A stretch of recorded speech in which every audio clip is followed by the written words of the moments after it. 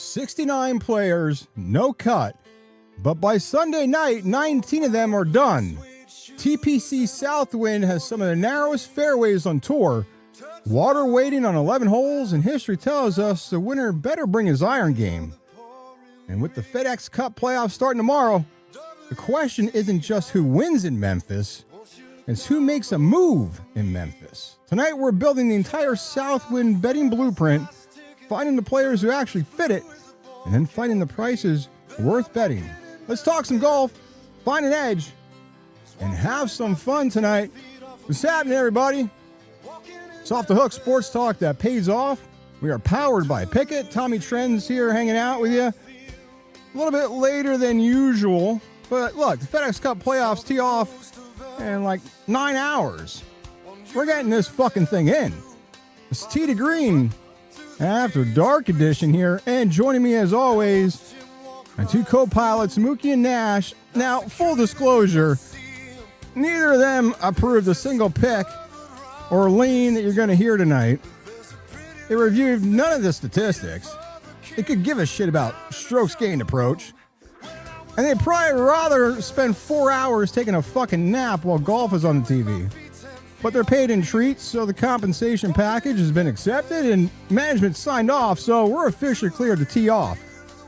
But before we do, look, if you're watching it live, jump in the chat. Tell me who you're betting this week. Tell me who you think wins in Memphis. And if you're watching the replay tomorrow, Friday, Saturday, Sunday, that's exactly why we build these shows this way. It's not just a Wednesday night, a late Wednesday night pick show. No. It's a tournament blueprint, so you can come back to it throughout the entire weekend. And if you're new here, hit the like button, subscribe to Off the Hook Sports, and turn on notifications so you know when we go live. It's sometimes later than usual. And if you know somebody who loves golf and is a fucking degenerate like we are and bets golf, well, send them the fucking show so they can bet it too.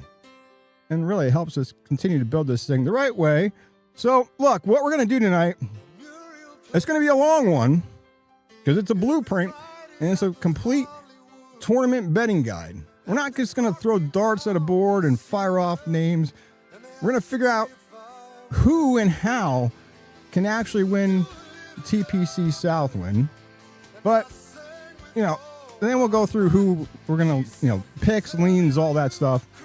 We'll look at the history of the course, weather, past winners, winning trends, approach shot distribution, comparable course. Look, you name it, it's full-on golf for however long we're going to be fucking on here. And here's the important part, though. It's not just players checking off boxes as we go through and then firing off a bet. They have to fit the course, and the price has to fit the bet. So we'll talk outrights, placements, long shots, first-round leaders, and look, some different ways to attack Scotty Scheffler without necessarily laying the short outright price. As always, final card will be posted on our X page at OTH Sports Pod, also posted on Pickett. And look, we'll crunch the numbers, put it through the fucking flux capacitor, spit it out, and 8:10 tee time tomorrow. We'll have it out there before then, maybe even when we're done here. But what do you say we tee it up in the TPC Southwind in Memphis? And look, the regular season is over. Golf is winding down, but that means football is right around the corner. So the FedEx Cup Playoffs are kicking off tomorrow in Memphis at TPC Southwind, the FedEx St. Jude Championship. And this week is different because, look, there's no cut, right? However, only the top 50 in FedEx Cup points are going to leave Memphis and have a spot for themselves waiting at the BMW Championship at Belle Rive Country Club in St. Louis. And then those 50 players also lock up spots for the 2027 PGA Tour signature events. So this week, survival matters almost as much as winning. So the field consists of 69 players. Normally you get 70, but Daniel Berger pulled out. We have no idea why. I don't know, health, injury, whatever. So he's out, and that means Jackson Coyven, the 8:10 tee time tomorrow, is going off by himself, but who cares? So we got 69 players teeing it up tomorrow in Memphis. And look, let's talk about Michael Brennan real quick before we jump into this. And one of the best stories coming into this tournament is Michael Brennan. He entered last week's Wyndham Championship 105th in FedEx Cup standings. And last week on Tee to Green, we said that past winners were all over the place as far as FedEx Cup standings. So there really was no edge when you looked at the Wyndham Championship last week as far as who was where in the FedEx Cup standings going into that tournament historically. Because you had guys win it from 192nd position, guys winning in top 10, middle of the pack. And then, well, now you had Michael Brennan, who was 105th in FedEx Cup standings going into last week. He had only one top 10 finish all season. He was 50-1 before the tournament started for an outright. And then Sunday happened. He made 5 straight birdies, beginning at number 4, and every one of them from inside 8 feet. And then he went from trailing to leading by 3 at the turn. And then he won the tournament by 3 strokes. So look, second PGA Tour victory for Michael Brennan, but more importantly, punches a last-minute ticket to the FedEx Cup playoffs. So, and then look, throughout the week, you don't really only watch the tournament leaderboard. You really want to watch the FedEx Cup line as well the next 4 days, right? So even though there's no cut, you still have Friday cut drama, right? Because, I mean, it's going to happen on Sunday afternoon. These guys have to get inside the top 50, and we'll break it down. Some guys who run the bubble and where they need to theoretically finish if they want to keep playing golf. So look, you're inside the top 50, you move on, you earn a signature event status for 2027, and then you go to East Lake if you make the top 30, and then if you get there, there's an invitation waiting for all 4 majors. So look, you got careers on the line, PGA Tour car. I mean, there's a lot on the line for these guys, and like I said, it could be more than just winning, right? So, I mean, there's every birdie, every bogey is going to mean something for these guys. And if we look historically, Memphis has produced a lot of drama, especially looking at recent history here, right? So we may be headed for another chaotic and ridiculous Sunday afternoon with this thing. 4 of the last 5 tournaments here in Memphis have ended in sudden death. 4 out of 5. So, look, you've got tournament trophy, the top 50 in FedEx Cup points advance, signature event status, maybe another playoff. This is true elimination golf, even though there's no Friday cut per se.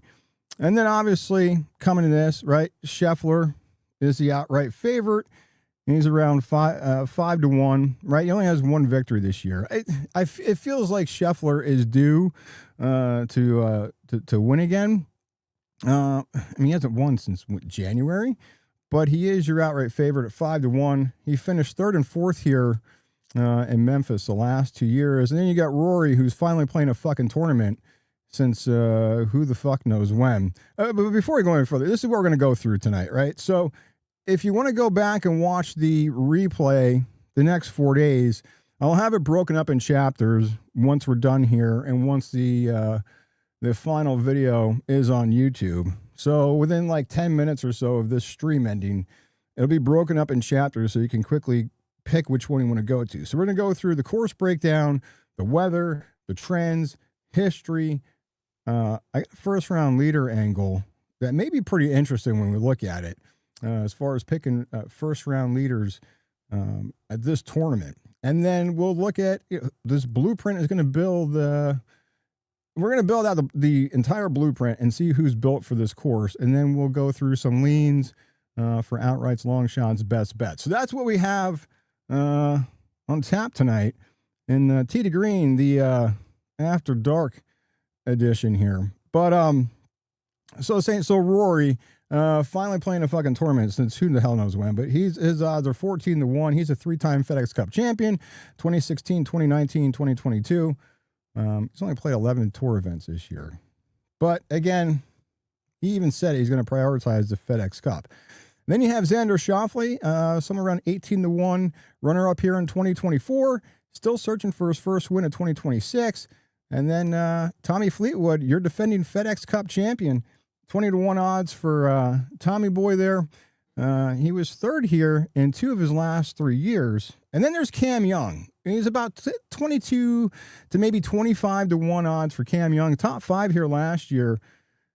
Look, Cam Young, clearly, I'd say him, Wyndham Clark, Matt Fitzpatrick. You could even say Scheffler. Look, Scheffler, even though he hasn't won since like January, he's been consistent all year, even though he's only has one victory. Now, a lot of guys would take that one win. Jordan Spieth would take it, right? Ricky Fowler would take it.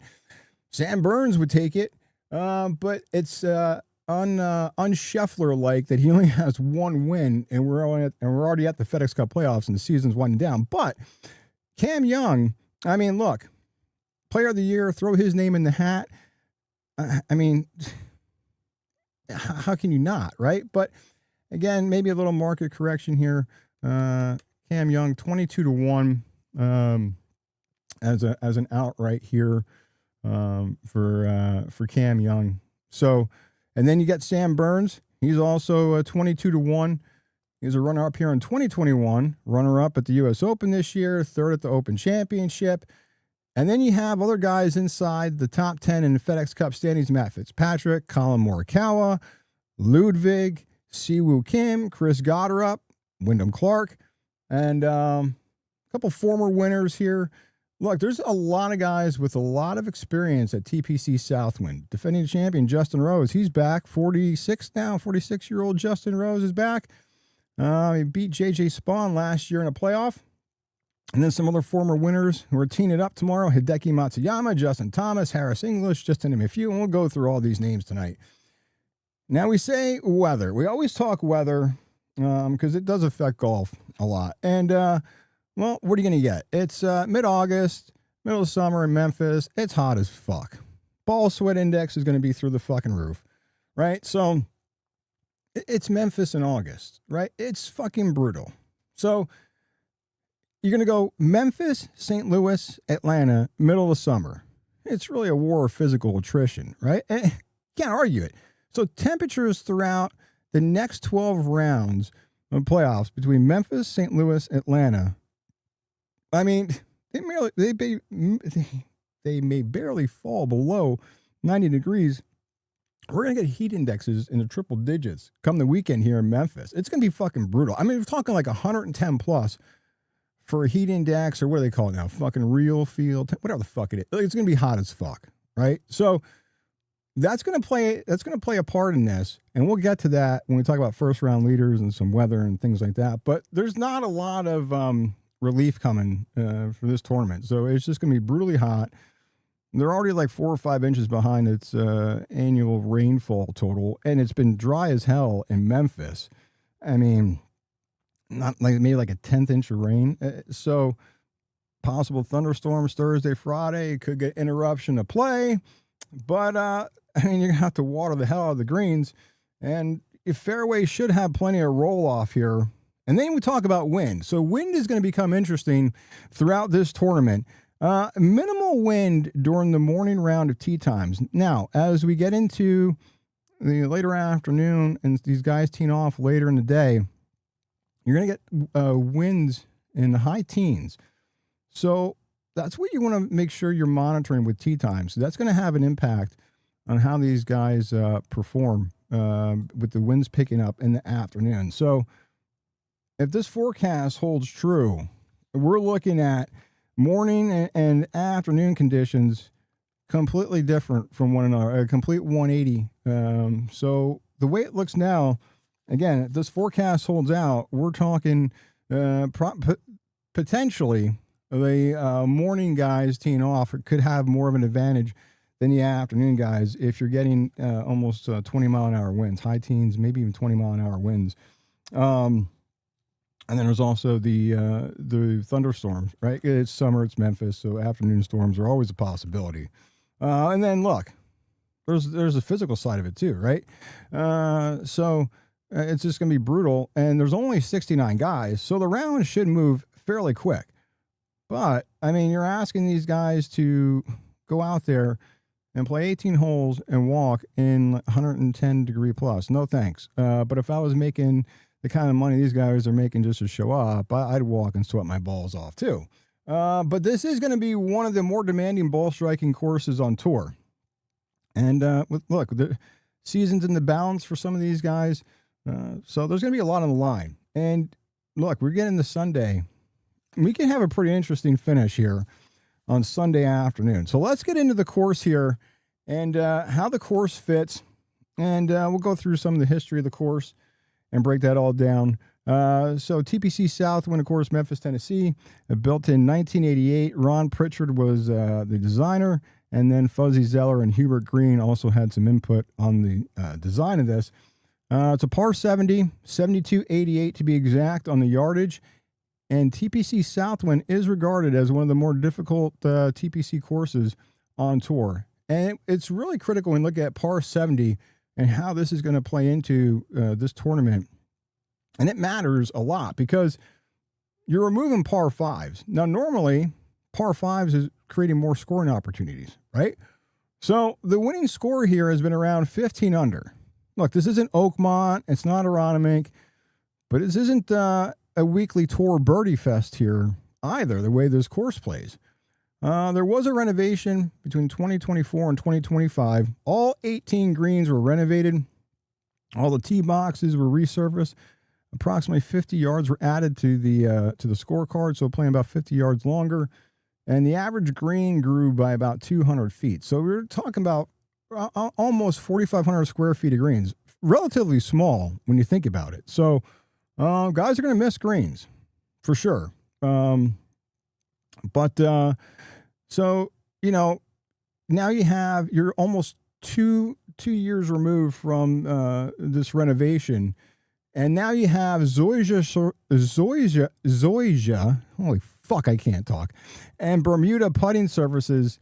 So the Zoysia is surrounding their Bermuda greens, and that may become slightly more receptive, although because Memphis has been so fucking dry, those dry conditions may actually counteract that, right? And then let's get into the fairways. So talking about fairways, this is where you're going to see these narrow fairways. One of the more narrower fairways on tour here, and you're going to see it's going to start exposing some golfers here. So they're only about 27 yards wide, 7th narrowest fairways out of 44 PGA Tour courses. And then the Bermuda rough is around 3 inches. It might even get to 3.5, maybe even 4. I mean, you saw last week, if you watched the Wyndham Championship last week, which, by the way, this was the last year Wyndham as a sponsor. It's now Raymond James moving forward, as in Raymond James Stadium where the Bucks play. They're a financial group, so they're now going to be the sponsor. Wyndham is out, and also, if you haven't heard, it's this year and next year for Memphis, and then they're out. FedEx contract is up. They're not renewing. They might be coming back somewhere along the way as the PGA Tour restructures the signature events and the, I don't know, like the play-in tier, like the AAA fucking tier. So possibly TPC Southwind will return, but we get this year and next year here in Memphis, and that's it. But again, if you watch any of the tournament last week, I mean, guys hitting out of the fucking rough. Now the rough was like 2.5, 3 inches last week, and the balls are coming out fucking dead. I mean, 100, 120, 125 yard approach shot, the ball would just come out fucking dead and go like 80 yards. The rough would just eat it up. Same thing's going to happen here this week. And TPC Southwind is ranked as the second most penal course on tour for missing fairways. That's huge. And we'll get to that when we break it down, because basically the golf course is telling you can attack, but you better know where the hell your ball is going, and you better keep it in the fairway, or you're going to have a difficult approach shot, and especially with the smaller greens. So now, it doesn't mean the driver still isn't a weapon, because it is. So even though the fairways are narrow and one of the more narrower fairways on tour, it's not really a course where everyone is going to lay back, right? So there's essentially two landing areas on a lot of these holes. You have a positional landing area, and then you have a more aggressive route on most of these holes. So guys who have finished near the top here recently, Justin Rose, Hideki, JJ Spahn, Xander, Tommy Fleetwood, Victor Hovland, Scotty Scheffler, Cam Young, Sam Burns, they use their driver as a scoring weapon, right? But again, it's like we said, there's two landing spots really on a lot of these holes. Like I said, there's a positional landing area, and then there's the more aggressive route. So now, ball flight is also going to be talked about a lot, because this is kind of another little course fit angle that you could take. So for years, you had a left to right ball flight has really fit TPC Southwind well. Right? You have several of these narrow driving holes bend in that direction. So guys who play a fade can fit the shape or work the ball over the trees. Now you get Schauffele, Fleetwood, Young. They obviously succeed with the draw. But there are also elite drivers. They're also elite drivers, right? Even though they typically succeeded with the draw, right? So I'm not really saying that the ball flight is a requirement or checking a box here, but it's kind of another piece of the puzzle. So that's going to be something to watch as you have this left to right ball flight, the way these holes bend and the way this track is set up. So, and then we get to water.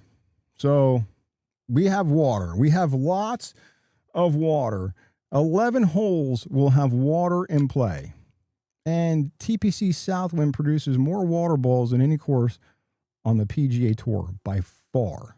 So what we're going to be looking for, and keep this in mind as we go through here, good decision makers, guys who are going to avoid the big numbers, avoid mistakes, guys who are going to find fairways, and guys who know when to attack and when to lay back. Driver's a weapon, but you got to be strategic in how you use it.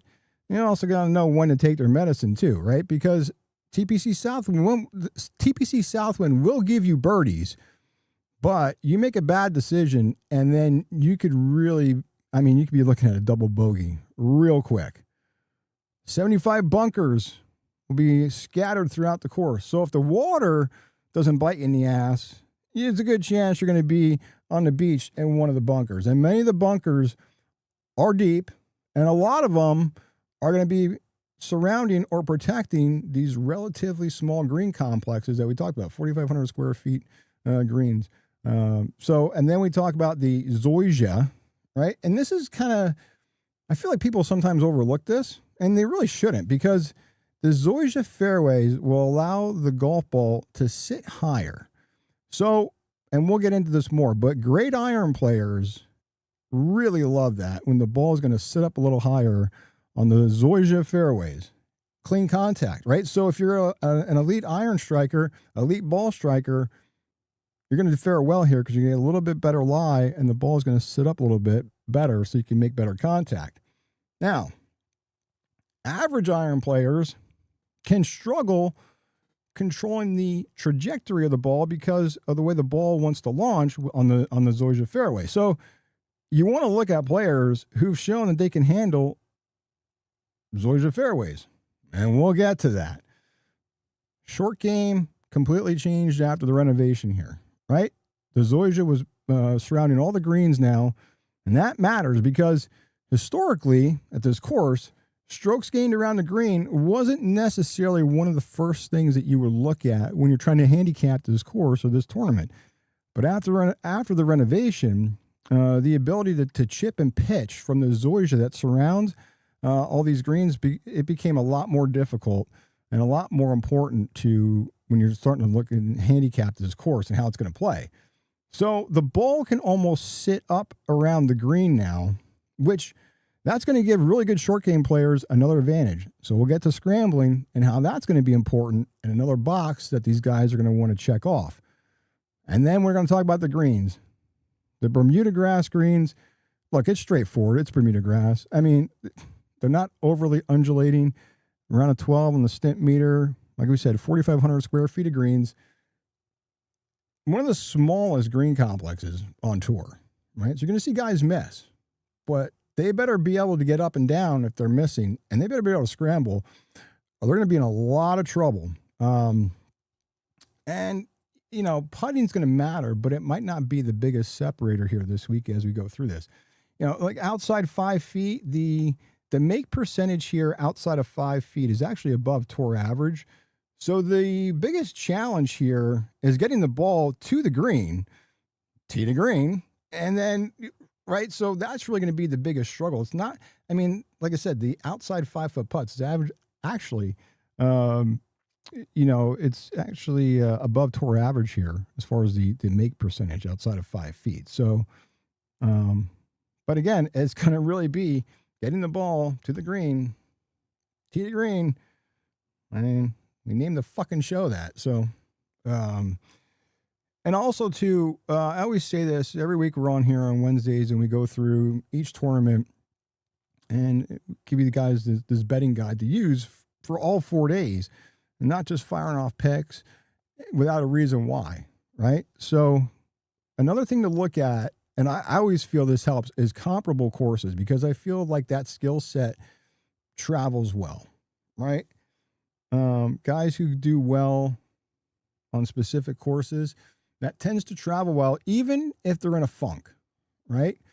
And sometimes if a guy is in a funk and comes to a course that he's more familiar with, or a setup, or similar greens, similar fairways, they kind of can get out of that funk. So we look at comparable courses here, and that will give us East Lake, TPC Sawgrass, PJ National, Innisbrook, Sedgefield.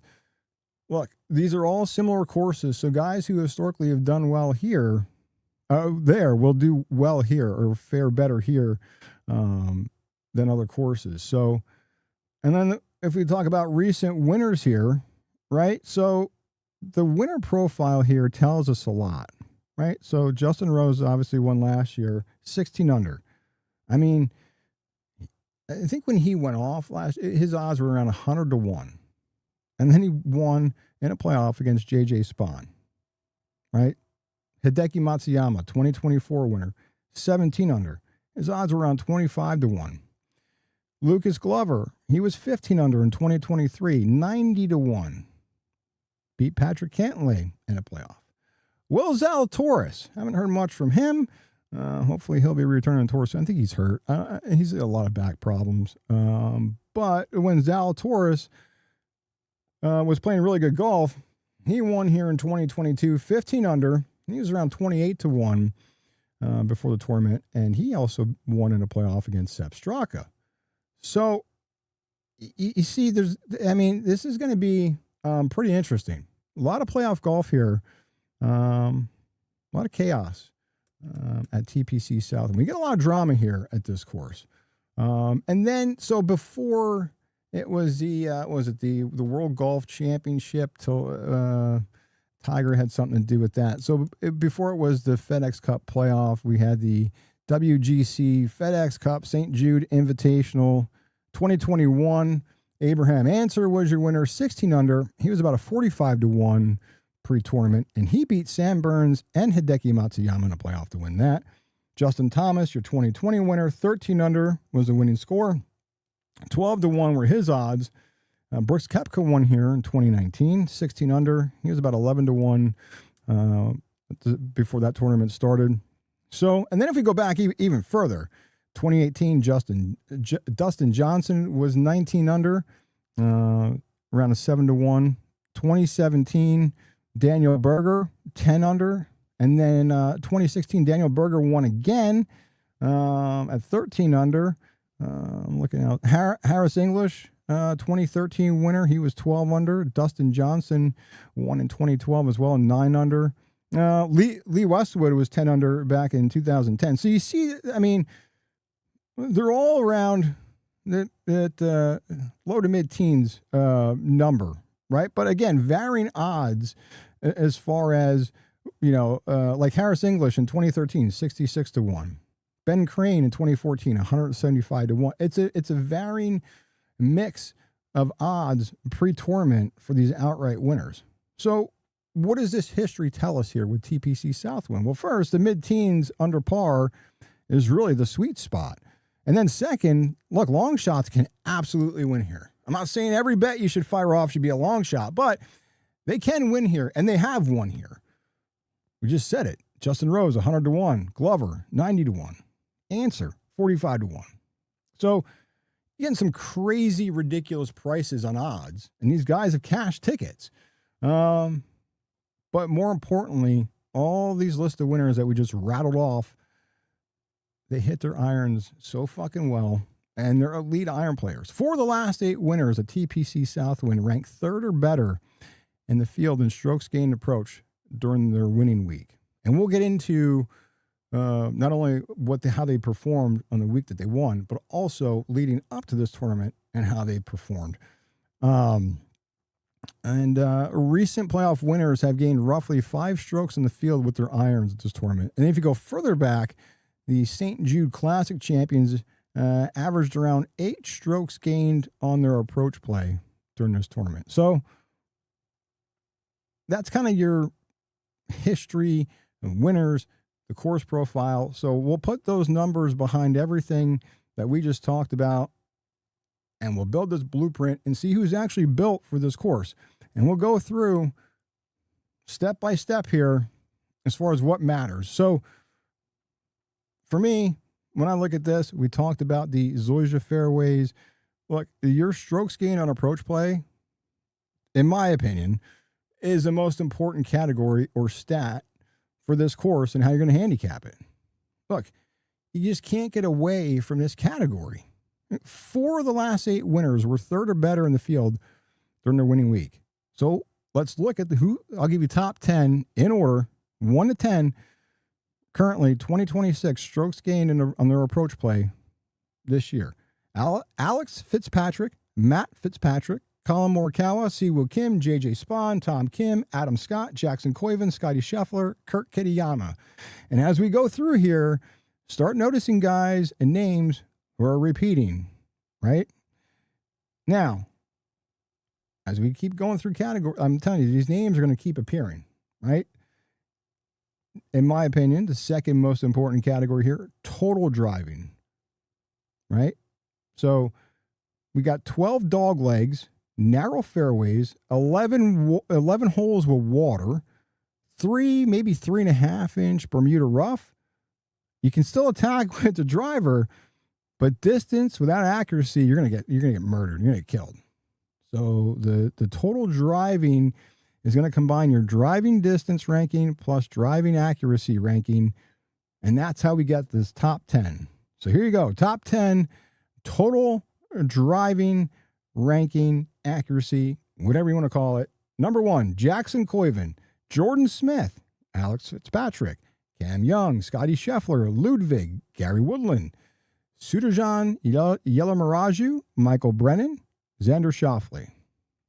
Now we're going to talk about fairway accuracy and fairways hit, because we said narrow fairways, averaging about 27 yards wide, one of the narrowest courses on tour as far as fairways. So now here's where we're going to isolate the accuracy, right? Because we said TPC Southwind is the second most penal course on tour for missing fairways last year. So you got to find the short grass, and you better be able to find it, because that's going to matter a lot here. So top 10 fairways hit percentage this season on tour: Russell Henley, Aaron Rai, Siwoo Kim, Colin Morikawa, Tommy Fleetwood, Corey Connors, Matt Fitzpatrick, Scotty Scheffler, Victor Hovland, Alex Noren. Again, Morikawa, Siwoo, Fitzpatrick, Scheffler.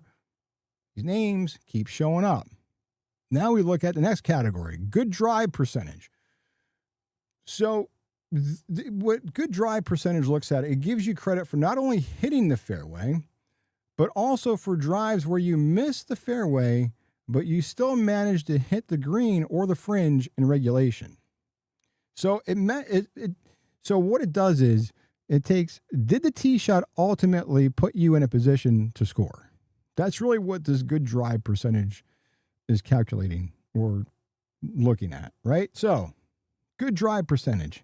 Here are your leaders: Scheffler, Morikawa, Aaron Rai, Matt Fitzpatrick, Russell Henley, Tom Kim, Siwoo Kim, Jordan Smith, Kurt Kitayama, JJ Spahn. Next category, opportunities gained. Scoring opportunities gained looks at the birdie opportunities inside 15 feet from the green or from the fringe, plus greens or fringe hit under regulation.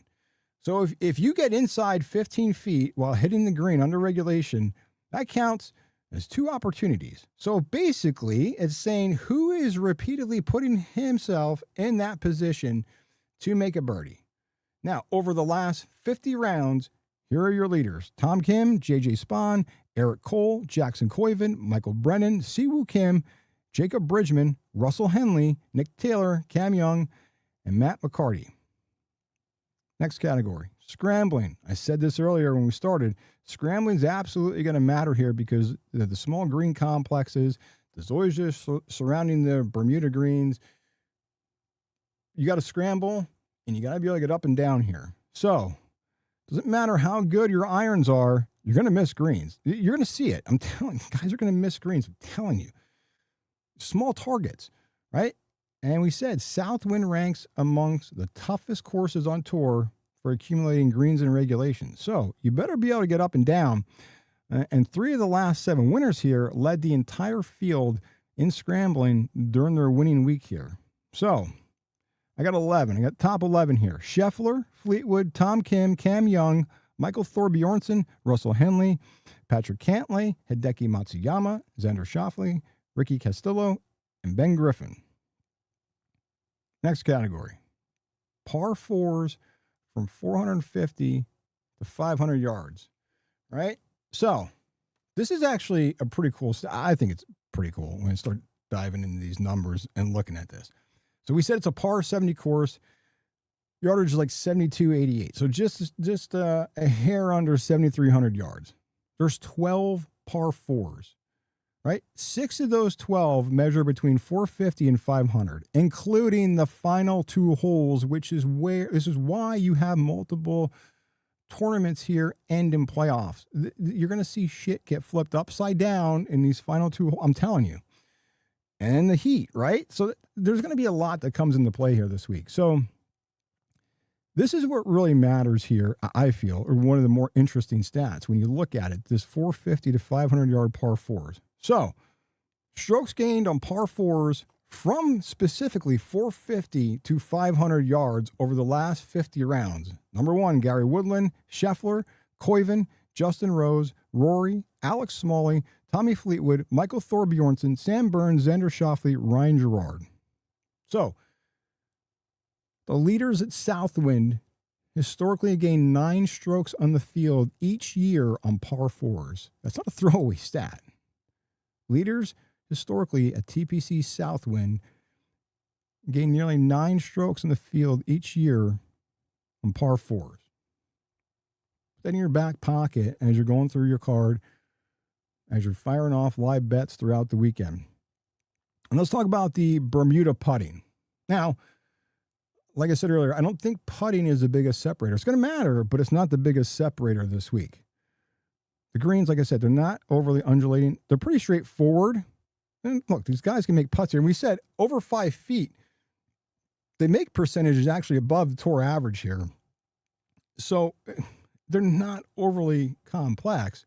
But if everything is equal, right, I'll still take the guy who knows and has done well and plays better on Bermuda than a guy who historically doesn't play well, right? But again, because this is the 8th category, and I ranked them, we started with number 1, right? Your approach shot, right? But this is now 8 on my list for what it's worth. But again, it's going to matter, but it's not going to be a big separator this week. So somebody with a hot putter, I don't really care as much. If they're fucking can't find a fairway and they're constantly hitting out of the fucking rough and the ball just comes out dead, right? So strokes gained putting on Bermuda greens last 50 rounds. Sam Burns, Maverick McNeely, Akshay Bhatia, Alex Noren, Eric Cole, Nick Taylor, Ryan Gerard, Russell Henley, Wyndham Clark, Michael Kim, Colin Morikawa. Now, next category, birdie or better. We said TPC Southwind can punish your mistakes. You still got to make birdies. Mid-teens, under pars, typically the winner. So you need guys who can score when they're in position, right? Birdie or better percentage for 2026. Here are your leaders. I got 11, 1 through 11. Rory, Alex Fitzpatrick, Koiven, Scheffler, Siwoo Kim, Morikawa, Wyndham Clark, Jake Knapp, Ludwig, Kashmir Keith Mitchell, and Sam Burns. Finally, bogey avoidance. This is probably just as important as making birdies. So, look, you got narrow fairways here, 3, maybe 3.5, maybe 4-inch rough, 75 bunkers, 11 water holes, more water balls here than anywhere else on the tour. So, bogey avoidance absolutely is going to matter here. So, look, you don't want to make the big number here. So, who's the best at bogey avoidance this year on tour? Here's your top 10. Scheffler, Koiven, Tom Kim, Tommy Fleetwood, Thor Bjornsson, Patrick Cantlay, Matt Fitzpatrick, Russell Henley, Cam Young, and Siwoo Kim.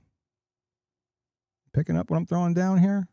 If you followed along, repeatable names, right? So, as we continue to build this blueprint, so what are we actually looking for if we put everything together here? And what is a typical winner here? A TPC Southwind, FedEx St. Jude Classic, Tournament with Championship, whatever the fuck they're calling it now. Right? Number one, elite approach play. If you're not hitting your irons, you're fighting history, and you're going to have a miserable 4 days here, and you probably won't be going to the BMW Championship next week. Number two, controlled aggression off the tee. We said, right? You can use your driver as a weapon here, but you got to be strategic in how you're using it. So if you're, like, you can't be real aggressive here, and you're constantly bringing rough or water or a bunker into play here. So you have to be strategic in how you use your driver as a weapon. Controlled aggression, right, off the tee. Number three, fairways and good drives. I mean, we said it. You got to hit the fairways. You can't miss. I mean, guys are going to miss, but you can't miss by a lot. What did I say? The second most penal course on tour here. This course is going to punish your misses. Fourth category, par 4 scoring. 12 par 4s, 6 of them between 450 and 500 yards. This is where the best or the elite players will get separation from the rest of the field on these holes. We said the last 2 holes fit in this category, which you're going to see shit get flipped upside down on those 2 holes, I'm telling you. Fifth category, scrambling. Guys are going to miss greens. I'm telling you right now, they're going to miss. But can they save par? Can they scramble? Right? Can you get up and down? That's what's going to matter here. And then number 6, birdies without blow-ups. Right? Course is going to give you scoring opportunities, but it's going to give you a lot of opportunities to throw your fucking scorecard right in the Mississippi River. It's going to, you're going to see it. It's going to happen. I can't wait till Rory shits the bed on one and starts flipping out. Little bitch. Anyway, we've talked about the Bermuda greens, the zoysia surrounding the greens, right? So, again, putting isn't high on my. It matters, but look, these guys have to be able, to putt and take advantage of the opportunity. But to me, it's not a deal breaker, which is why I have it at 7. And then 8 is really because we're going to see, as we head into the weekend here, 110 plus heat index, real feel, whatever you're calling it. It's going to be brutally hot. Memphis in the summer sucks. It's hot. And the physical stamina, it's going to get to these guys. Whether they admit it or not, you're going to see it. Look, it's fucking going to be miserable. So you got a season on the line. You're maybe potentially 2027 schedule, possibly, depending on where you sit. And then you got Scotty Scheffler breathing down your neck. I mean, it's going to be a physical test. No doubt about that. And we said the names that we went through in these categories, the important part really is to identify the names that kept showing up And all these categories over and over and over. Scheffler, Koiven, Tom Kim, Siwoo Kim, Russell Henley, Matt Fitzpatrick, Morikawa, Tommy Fleetwood, Cam Young, JJ Spawn, Xander. All these names in those categories we went through, they all overlap. They all check multiple categories, multiple boxes, however you want to spin it. All right. Now, it doesn't mean they're automatically bets are going to fire off, but it helps give you an idea of historically who has done well here. These guys, Scheffler could go out and completely shit the bed in the next 4 days. I mean, it's not going to matter. He's still going to advance, but he can have 4 miserable rounds. It's possible. I mean, so then what we do, we just gave you the blueprint. So now we take this blueprint and look at these profiles, and then we apply it to the actual players that kind of fit, right? Like, okay, who's really built for TPC Southwind, right? So that's how we kind of take these categories we just broke down and then look at players and how they fit, right? So a couple things just to recap. And again, just joining, the replay will be up all weekend. This is your complete FedEx St. Jude Championship betting guide. It'll be broken down in chapters. You can, easily flip through the chapters to get to where you want, but you can use this information. Look, if you're outright winner, your first round leader, second round leader, whatever, they're cooked, you still live bet. There's so many opportunities with golf to live bet. And we'll be on here the next 4 days giving you updates and, betting strategies that I tend to use. There's no cut. Some guys will get cut and won't move on next week, but no Friday cut. The cut's really Sunday. So again, there's a lot of opportunities, especially with, again, there's no cut. So these guys are playing all weekend. So like Scheffler could have 2 shit rounds and maybe you get a better number on Scheffler. So you take him on Saturday, but you have to watch how he's playing, how his iron play is, how is he scrambling? Is he accurate off the tee? But does he also have distance? Is he avoiding bogey? Right? So you have to take all these things we just broke down and see how he's playing. Right? 1 bad round doesn't mean you're cooked. 2 bad rounds, yeah, maybe. 3, yeah, you're done. But, and again, I always say this every week. Look, I got a better shot at walking out of my house and getting hit by a bus than probably picking an outright every week. It's so hard. That's why the numbers are so large. But really, the betting guide that we give you guys is really to use for placement bets, maybe a parlay, right? That's really where this comes in handy, especially live betting, right? And who knows? Somebody like Scheffler or Rory, Tommy Fleetwood, Sam Burns, they might have a bad round, so now you're going to get a better number. Instead of getting Scheffler at 5-1, maybe get him at 8-1 because he had 2 bad rounds on Thursday and Friday, but technically still in the mix. It's possible. So now you take a flyer on Scheffler. I mean, that's really where this guide is really supposed to be used. I mean, it's really just throwing darts for an outright. I mean, it's hard. It's hard. I mean, there's guys who, are considered professional golf handicappers, and I'm sure they have a handful of outrights every season. It's possible, but it's so hard. It's hard. There's so many variables that come into play with golf.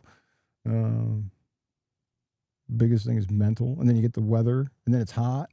Before we even start talking about any of these categories, let's just talk about weather, right?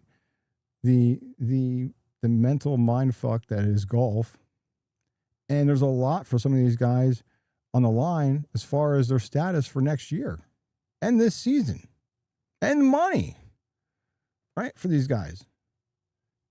So there's like 3 or 4 things that are weighing on these guys before we even start breaking down approach play, accuracy off the tee, strokes gained putting, right? So, it's a lot.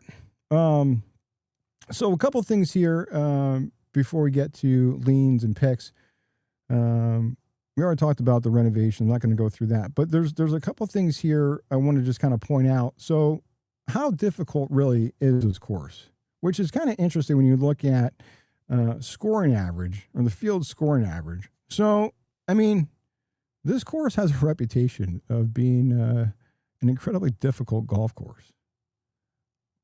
But if you look at the scoring numbers as we go through here, it kind of gives you a little bit different story when you kind of peel back the numbers. So in 2025, the field scoring average was 69.72, 24th in difficulty. Not bad.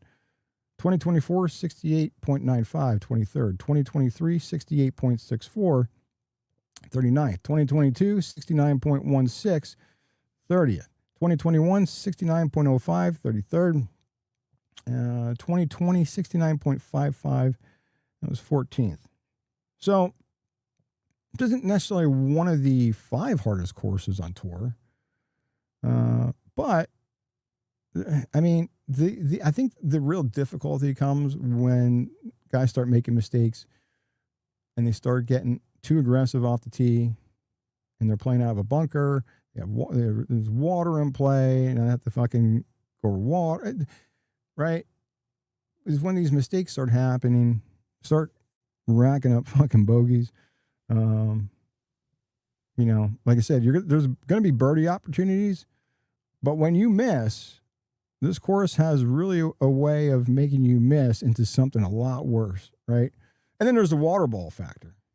I mean, look, 2025, 163 water balls, 2024, 151, 2023, 130, 2022, 174, 2021, 149, 2020, 162.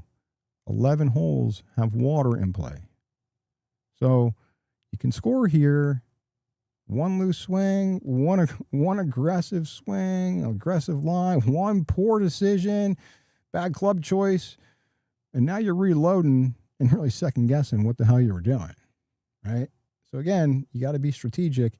You can get aggressive, but you can't get too aggressive. You got to pick your spots, right? You're going to see it all weekend long, guy. And then there's the weather, right? Guys in the afternoon are going to be at a disadvantage, especially with the heat. It matters. So, and then, right, stoppage of play if there's thunderstorms, right? All this shit matters before you even start getting into golf stats, so to speak. And then another thing, when we talked about the number one category that I said is, and the way I handicap this is most important, is the approach play.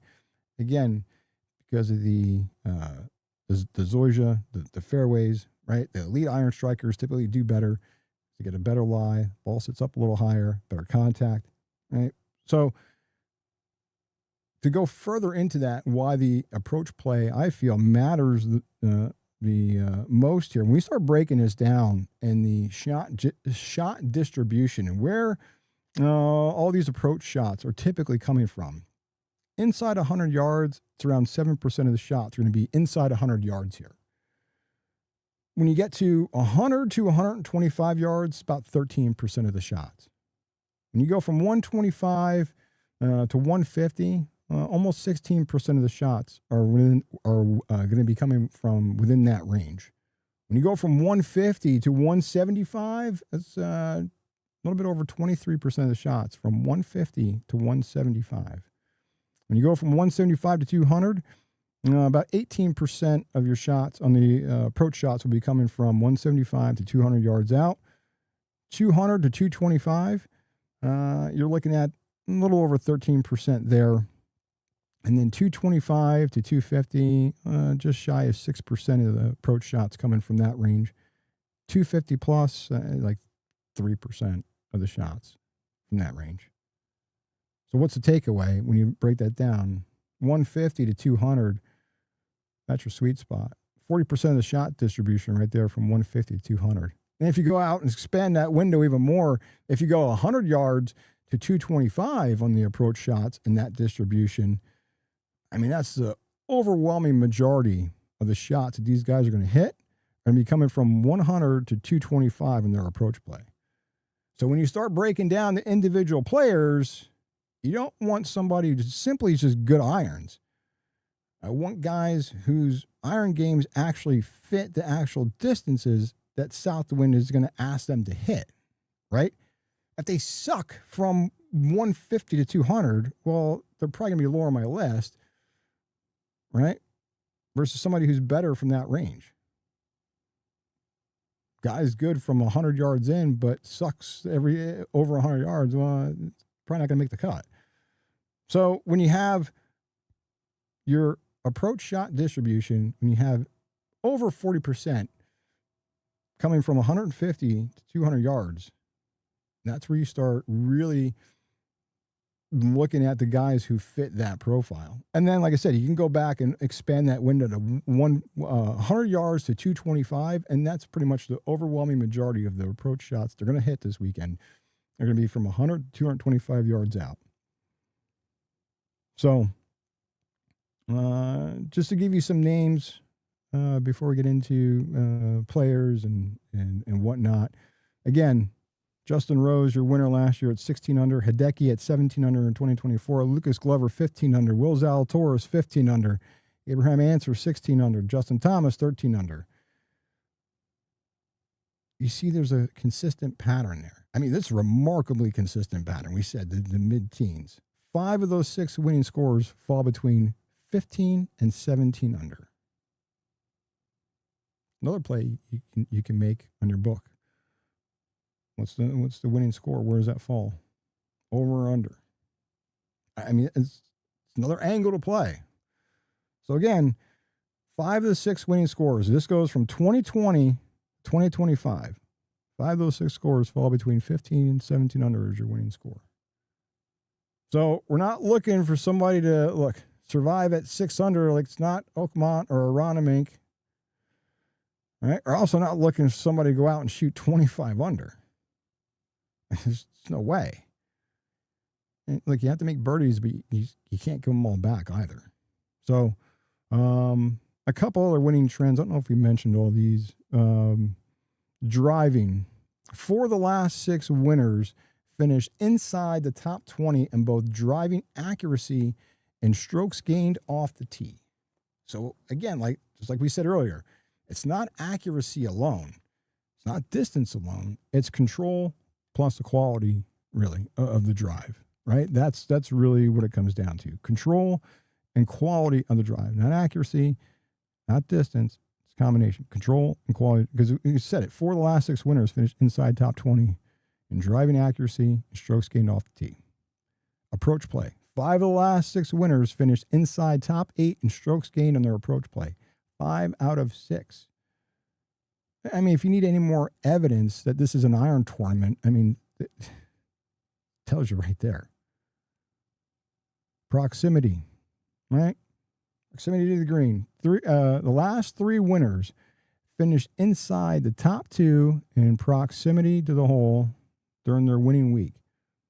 4 of the last 6 finished near the very top in proximity to the green.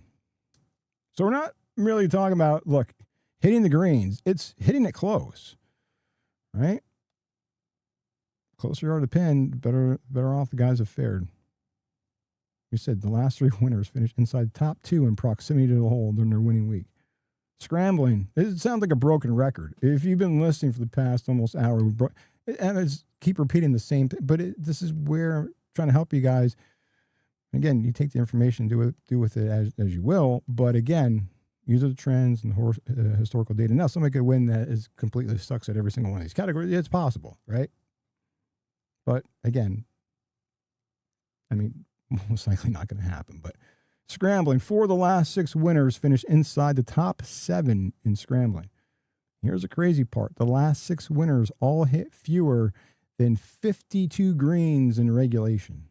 Last 6 winners here all hit fewer than 52 greens in regulation. So think about that.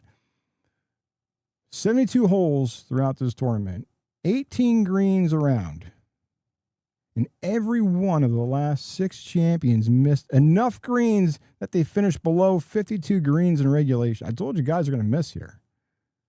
I'm telling you. It's right there. Look, the winner isn't going to go out and stripe every single iron shot for the next 4 days. So, that being said, because every one of the last 6 champions hit fewer than 52 greens in regulations. So really, the question becomes, well, what happens when he misses? Can he scramble? Can he save par? Can he prevent one missed green from becoming a bogey, double, triple bogey, water ball? I mean, that's part of the winning profile, or even a placement finish. Right? It's not just about who's your outright. It's you start looking at placement finishes, some odds you get there in that market, parlay a couple guys together. That's really what the guide is intended for. I mean, you can all sit here and throw darts and try to name an outright. I'm sure somebody will guess one, right? But again, it's really the information that we give compared to other shows that start breaking. And again, I'm not fucking golf handicappers. I just like numbers. I start digging through the research and start pulling the shit out and looking at the data and watching the eye test and see who's playing well. Some guys, come in playing better than expected and better on certain courses than others. Just how they're playing, just in that zone. That also matters too. But there's true expert golf handicappers who probably fare better, or maybe look at other things. But again, it's kind of what I look at, especially here, is course by course profile and what fits, and then do with the information whatever you want to do with it. Again, everything, all these categories keep coming up and keep repeating throughout this tournament, right? So then if you want to take it a step further, so we talked about some of the stats we just rattled off is guys during their winning week, where did they sit in proximity to the hole, driving, all that, right? So that's great because, you can be an armchair quarterback, right? Monday morning quarterback, and sit here and talk about, well, all right, that's how they played when they won the game. That's great. But what was their profile like coming into the tournament? Right? Because really, they weren't, if you look historically of the trends of how guys played coming into this tournament, these weren't necessarily guys who suddenly found their iron game by late Wednesday afternoon in a practice round and early Thursday morning. 5 of the last 6 winners here entered the tournament week ranked inside the top 32 in strokes gained in their approach play. 4 of 6 entered inside the top 26 in greens and regulation. 5 of 6 entered this tournament in the top 50 in proximity to the hole, and 5 of 6 last winners here entered inside the top 40 in bogey average. So again, there's another lesson or takeaway from all the data is don't try to invent the form here.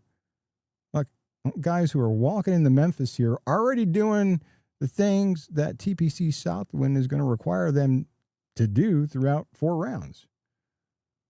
So, and then we take that and we look at course history. So we said Hideki, Scheffler, Akshay Bhatia, JJ Spahn, Sam Burns, Justin Thomas, Tommy Fleetwood, Patrick Cantlay, Colin Morikawa, Maverick McNeely. Again, all these names kept repeating on these categories that we broke down, and they check multiple boxes. Then we talked about comparable courses, right? And we didn't expand upon that too much, but I'll expand upon a little bit here because, like I said, I like that skill set to travel better than anything, really.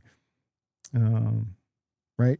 So, I don't know. I just think it's just easier to kind of look at and handicap because these skills travel better to me than anything. And it's not really looking at it, oh, they kind of look alike when I watch it on TV. So, look, it's the skill set. Is it a Donald Ross design course? Did they do better or worse on a Donald Ross design course? Did they do better or worse on Zoysia or Bermuda, right? It's how they've done historically on similar courses. So, if you look at TPC River Highlands, the best course history performers at TPC River Highlands. I'm going to give you. I got 3. I got 3 courses to give you guys who have. These are 3 courses I feel that kind of matter coming into this tournament, how they played historically, like these three courses, and how they typically then line up here. So if you look at TPC River Highlands, the guys who typically perform well at that course: Rory, Scotty, Patrick Cantlay, Brian Harmon, Victor Hovland, Justin Thomas, Corey Connors, Russell Henley, Tommy Fleetwood, and Bobby Mack.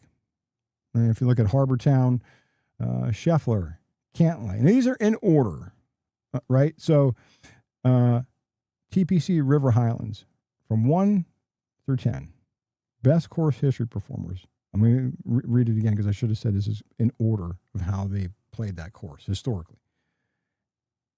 Rory, Scotty, Patrick Cantlay, Brian Harmon, Victor Hovland, Justin Thomas, Corey Connors, Russell Henley, Tommy Fleetwood, Bobby Mack. And we go to Harbor Town, 1 through 10. Scheffler, Cantlay, Matt Fitzpatrick, Daniel Berger, who's not playing, doesn't matter, Brian Harmon, Justin Thomas, JT Poston, Maverick McNeely, Russell Henley, and Sungjae M. And Kapalua, Colin Morikawa, Sungjae M.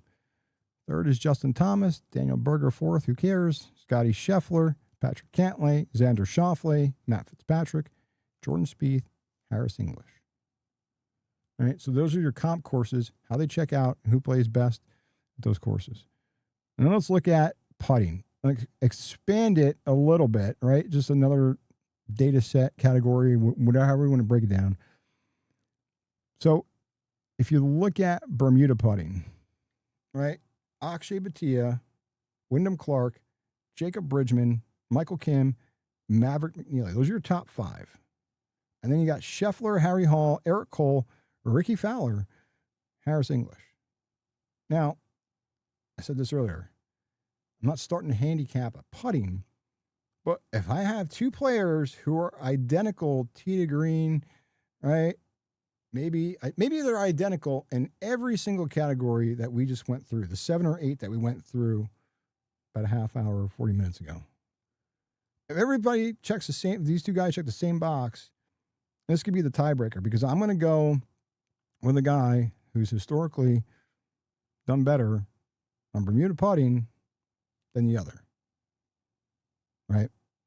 So, and then we said, also, guys coming into this tournament, the last 36 rounds, how do they look on their approach play? Well, recent form tells me the best strokes gained on approach play over the last 36 rounds. Here we go, 1 through 10. Tom Kim, Scheffler, Alex Fitzpatrick, Colin Morikawa, Patrick Cantlay. And then we have Matt Fitzpatrick, JJ Spawn, Jackson Koiven, Siwoo Kim, Aaron Rai.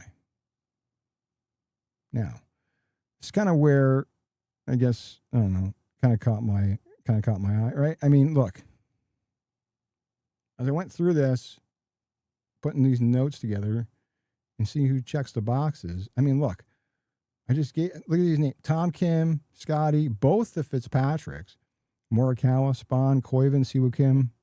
How many times have you heard in the past an hour and 10 minutes? How many times have you said those names? Repeatedly in multiple categories. We're talking about them all night. It's the same people.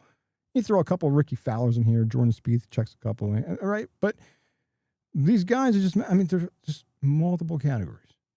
And then we look at recent driving accuracy, last 36 rounds. Here you go.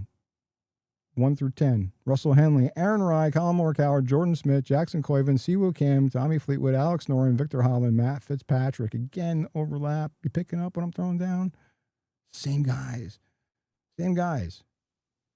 Now, could fucking Joe Blow from Idaho fucking win Sunday? Sure. It's possible. Anything's fucking possible. But again, I mean, the history's there. All right? I mean, and then we look at strokes gained, total strokes gained, last 36 rounds. So basically, the total strokes gained, basically, who's been playing the best golf overall last 36 rounds? That's basically what total strokes gained is telling me, in a fucking nutshell, essentially. So who's been playing great coming, or who's been playing their best golf for the last 36 rounds? Scheffler, Koiven, Wyndham Clark, Tommy Fleetwood, Rory, Tom Kim, Sam Burns, Colin Morikawa, Matt Fitzpatrick, Justin Thomas. So final checklist, as we just went through all that, it's kind of like a recap. Like before I start throwing shekels on somebody and start firing off bets just because somebody on fucking Twitter, X, whatever, just fired off a pick. I don't know. Like, went through, and this is my checklist. Can you hit your irons? Because I want somebody recently in the last 36 rounds, or who historically has been an elite iron player. That's what I want. That's going to be what I'm looking for. Can you find narrow fairways? Or, look, at bare minimum, can you at least produce a good fucking drive? I mean, can you attack from 150 to 200? We said that's the sweet spot. So, I mean, that's we said, like, overwhelming majority of approach shots are going to be within 100 to 225, but the real sweet spot is 150 to 200. That's where almost 50% of the shot of your approach shots are coming from, 150 to 200. It's like a little over 40%. Can you scramble? We talked about that all night. Because we said you're going to miss. You're going to miss the greens because of the small green complexes. But can you scramble? Can you get up and down? Can you save par? And can you avoid 11 water holes? And the big number, the bogey, the double, the triple. Can you make enough birdies to get to that sweet spot of the mid-teens, 15 to 17 under par? Right? It's really the sweet spot number as well for the winning score. And are you comfortable putting on Bermuda surface? The greens rolling at 12 on a stent meter. Like we said, they're not overly difficult greens. 12 on a stent meter, not overly undulating. But and we said from greater than 5 feet, the average is higher than the tour average for make percentage, greater than a 5-foot putt.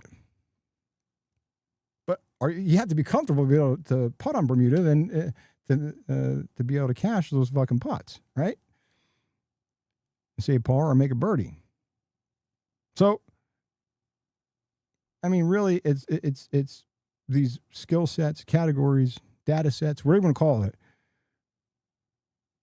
When you take all these, are they checking multiple boxes? Have we seen these categories, these skill sets, data sets, whatever you want to call it? Have we seen them work either here, historically, when they played here, or similar courses like Kapalua, Harbor Town, River Highlands, or the hybrid of both, right?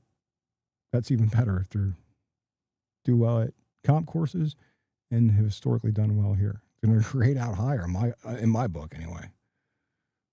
All right, so we went through all that. This is where it gets fun, and we'll start throwing out, again, official card will be posted on Picket as well as on our X page at OTH Sports Pod, either later tonight or early in the morning. First tee time, 8:10. Jackson Coyven flying solo because Daniel Berger dropped out. So, again, this is where you're kind of looking, putting everything together, and I'll give you some guys who made the list, so to speak. Might not be the final card, but you'll have to look on our Picket page or on X at OTH Sports Pod. So, look, we went through this whole building the blueprint, the profile. What does TPC Southwind demand? What does it ask you to do? The approach play, the accuracy, drives, mid-iron, scrambling, Bermuda putting, avoiding bogeys, avoiding water, right? Can't at least find a fucking fairway. Comp courses, how to use their skill set, travel to this course or similar courses. So now we'll put some of these names up against the blueprint and see, do they make the final card? Right? So, but these are names that are potentially in the running, and we'll go through this. Look, I like Sam Burns. I've always been a big Sam Burns fan, and he might be really the cleanest overall fit. I mean, recent form is excellent. Finished inside the top 20 in 5 consecutive starts, 3 top 5 finishes during that stretch. And he's not, not surviving with just a hot putter. He's been gaining strokes throughout his entire bag, right? One set of numbers has Burns ranking second in true strokes gained tee to green that I looked at, and another first on approach during that stretch. I mean, he might be the cleanest overall fit for this weekend. I love to see Sam Burns cash and win here.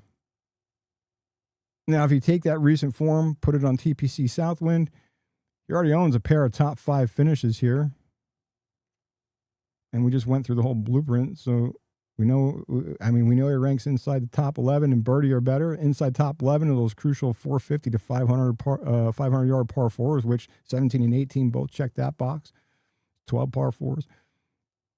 But 2 of the 450 to 500-yard par 4s, both 17 and 18. And Sam Burns is number 1 Bermuda putter in the 50-round sample that we just looked at. We said in the last 50 rounds who's a number 1 Bermuda putter, or who's historically done well in the last 50 rounds of Bermuda putting, Sam Burns.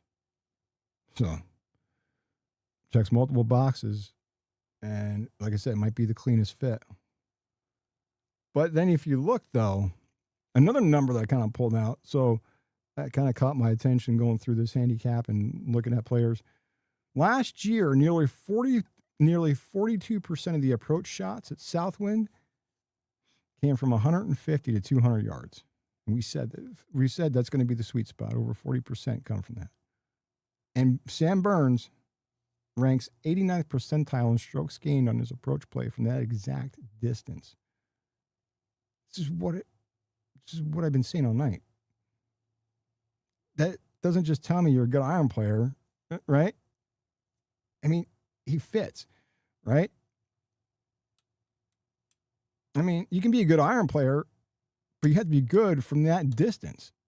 So not only is he a good iron player, but he's fucking money from that 150 to 200 yard approach shot, where the shot distribution is going to, last year was 42% of approach shots came from that distance, 150 to 200. Sam Burns is a good iron player, but he's money. 89th percentile strokes gained his approach play from that exact distance. That's why he may be amongst everything else we just said, the Bermuda putting and everything, might be the cleanest fit for this tournament. I tell you what, I can tell you right now, I am taking Sam Burns as an outright. He's also going to be a bunch of placement finishes. I can tell you that. I'm telling you that right now. I always like Sam Burns, and the past day or two going through some of these numbers and trying to look at guys and look at this course and whatnot. My mind's made up on Sam Burns. So that'll definitely be on our card for sure.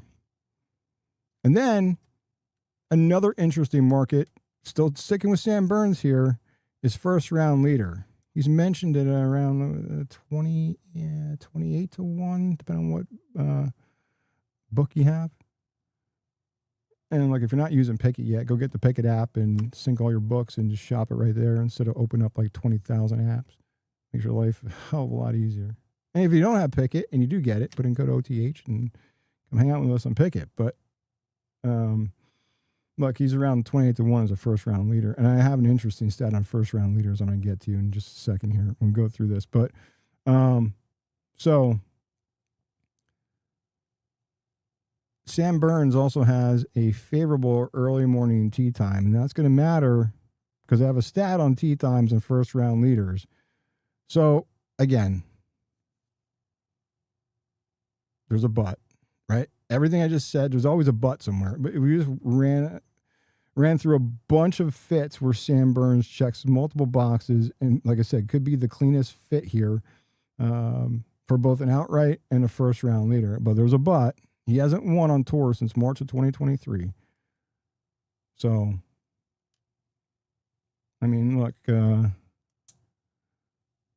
maybe if you don't like that outright number, maybe you do a placement, right? Maybe a first round leader, maybe both.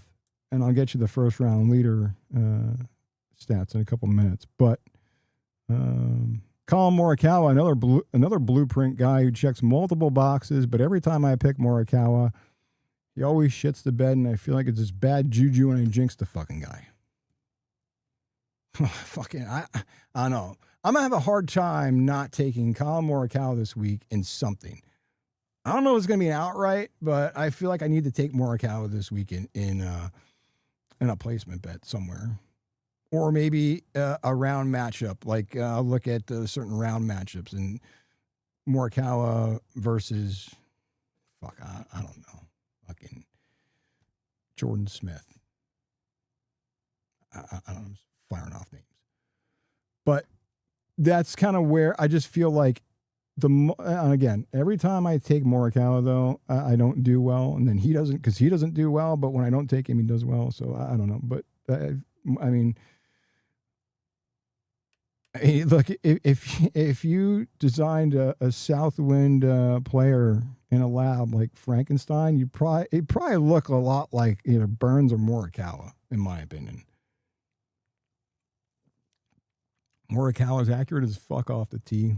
He's an elite iron player, and this season he's actually pacing the field in true strokes gained on his approach, and he's fourth in driving accuracy. And take those numbers along with Sam Burns. It's almost like it lines up all the stars align perfectly for that blueprint. So, third in season-long strokes gained approach, fourth in fairways hit, second in good drive percentage, sixth in birdie or better, inside top 11 putting on Bermuda.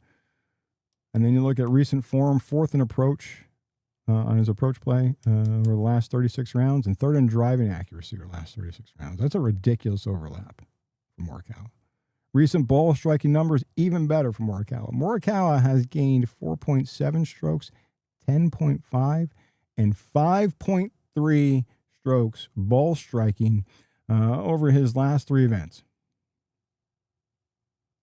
And those weren't shit fields either. I mean, those were all elite fields that he was playing. 4.7, 10.5, and 5.3 strokes gained in ball striking over his last three events against elite competition.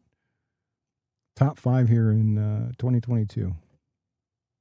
He's also one of the 10 best Southwind performers since 2020 here. Now, there is a but with Morikawa. His scrambling and his play around the green. He's lost strokes around the green in 3 consecutive tournaments. And we said all night scrambling matters here.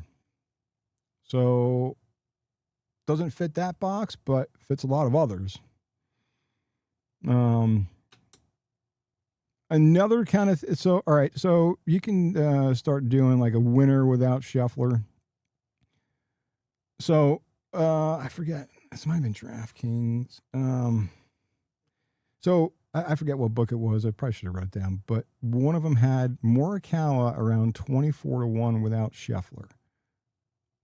And then you take that, it was like plus 250 for a top 10 and even money at top 20. Look, shop everything to get the best number, but structurally, that's really the kind of market that you want to look at and dig a little deeper and start investigating when you get something like that. Because if you take the 24-1 without Scheffler, look, you don't necessarily need to beat Scheffler. You don't need to bet Scheffler at 5-1. Right, the short number on Scheffler, but somebody like Morikawa, where he said 24-1 without Scheffler, he's plus 250 for a top 10 and even money for a top 20. But if I take Morikawa 24-1 without Scheffler, and again, I just told you why I'm hesitant to pull the trigger on Morikawa, but he fits. But look, 24-1 without Scheffler, I don't need Morikawa to go beat Scheffler. I just to cash the ticket. It's a pretty good number. And then we talked a little earlier, not too much, but Cam Young, maybe the market may have overcorrected. Price is going to matter here with Cam Young. I forget. I think it might be DraftKings or maybe it's BetMGM. 25-1. I don't know. I feel like they kind of inflated him too much. He had a bad week of putting last. I don't know. I just feel like that's a bad number. 25. I don't know. That's just fucking. When I say Rory was 14-1 for McIlroy, I fucking like Cam Young way better. Not because I hate Rory, but Rory's only played, 11 events this year. You're telling me Rory's like a 14, 15, 16-1, and Cam Young's like 23, 24, 25. Right? I mean, what's his number right now? FanDuel, Cam Young is 20-1. You can tell me Rory has better odds? He hasn't played in how many fucking weeks? No way. 20, and some markets, Cam Young up to 25-1. It's come down a little bit as we get closer to tee times, but shitty weak putting. And his ball striking was not the problem. I mean, second in ball striking, third in weighted tee to green. I mean, again, I feel like 25-1 just had to do with his bad week putting last week. He was fifth last year here. I mean, just look at how he's played here. Look at his current form, his ball striking. Fourth in total driving, fourth in scrambling, top 10 in bogey avoidance. We want, right? Top 10 in opportunities gained. It's a lot of boxes that Cam Young checks. But again, he got to find a putter this week. We said, like I said, putting isn't high on my list of categories, data sets, fucking whatever you want to call it, but it's going to matter. He can't putt this week the way he did last week and expect to win this thing. I feel like he's going to turn it around. 25-1 instead of Scheffler at 5-1 or Rory at 10-1. What the fuck he is, 16-1, I don't know, whatever. But I mean, 25-1. No, it's why he's on the. He made my final cut list. Now I got to cut it down more. It's like fucking training camp. I'm got to get the roster down to. All right, start cutting guys. So this is an ugly one that makes sense. So Siwoo Kim, right? This is I love fucking Siwoo Kim. Who doesn't? It's like everybody's favorite golfer to bet, right? Like, it's everybody. Siwoo Kim seems like everybody's favorite golfer to bet, but then it's fucking just immediately regret it. But he fits though. Siwoo Kim fits. Because we said this course emphasizes elite ball striking, takes out some of the importance of putting. Not all, but some of it. And that's exactly why Siwoo Kim keeps showing up on my list when I'm trying to. I mean, we went through the categories. He's fourth in strokes gained on his approach, third in fairways hit, seventh in good drive percentage, sixth in opportunities gained, fifth in birdie or better, 10th in bogey avoidance, 9th in recent approach for the last 36 rounds. And look, that's a profile. It's not just random stats. Outright, Siwoo Kim outright. 30, is it 30? It was 35-1. Let me see. Let me look and see Siwoo Kim. Holy fuck. You got Profit X. Siwoo Kim 39-1. Jesus Christ. Top 20 for Siwoo Kim is still getting plus money, plus 115 on FanDuel.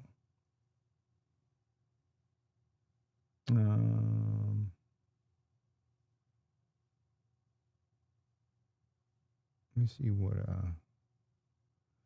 So I said Siwoo Kim outright 39-1 on ProfitX. DraftKings 33-1. BetMGM is the same, 33-1. FanDuel 30-1. Caesars 29-1. Novig 31-1.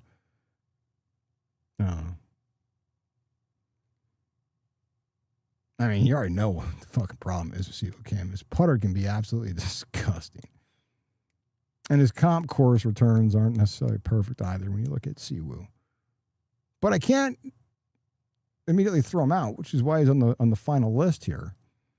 I mean, if you look at recent winners, Will Zalatoris, Lucas Glover, Hideki. The golf course has absolutely allowed elite ball strikers who aren't necessarily elite putters to win here. So, do I enjoy the experience of Siwoo Kim and putting woes potentially? Absolutely fucking not.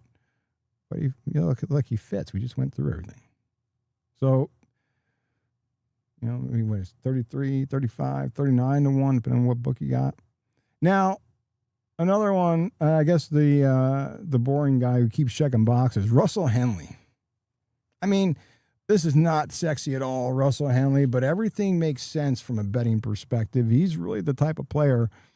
When you look at courses that require accuracy, iron play, competent putting, now not to be great, it's average, Stay above the fucking Mendoza line this week for putting. And if you can check all the other boxes, you should do well. And then, like what I say, accuracy, iron play, competent putter, and then weighted strokes gained approach, and expected hole performance for Southwind. There was a couple models that had those stats, and he checked out well there. And Russell Henley's he's had 3 consecutive top 20 finishes. So his recent form coming in here looks pretty good.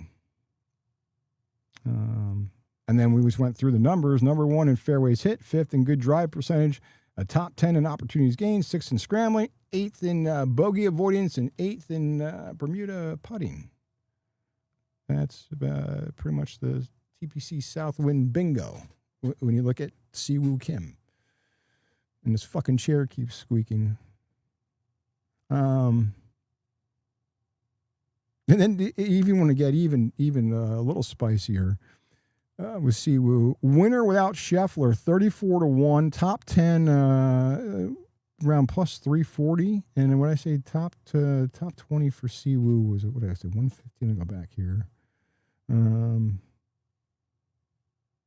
Top 20 plus 115. Well, all right. So I always say make sure you play ties. You get a little bit more juice when you play ties, but I don't know. I always play ties. So top 20, including ties for Siwoo Kim. Best number I'm getting is minus 105 on Profitex. I still like that number. If you do top 20 without ties, it's plus 115. But you can do, like I said, Siwoo Kim, the winner without Scheffler, 34-1, top 10 plus 340-ish.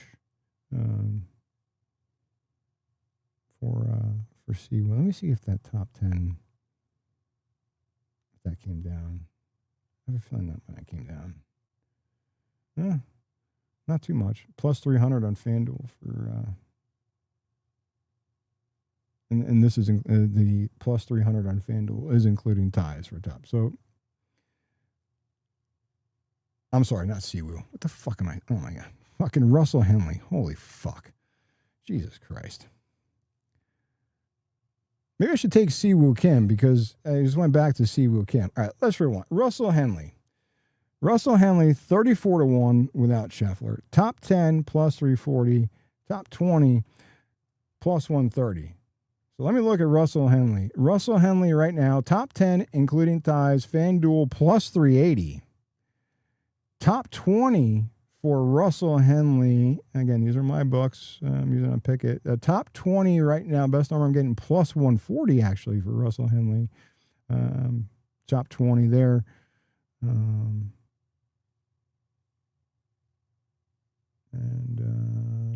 me go back.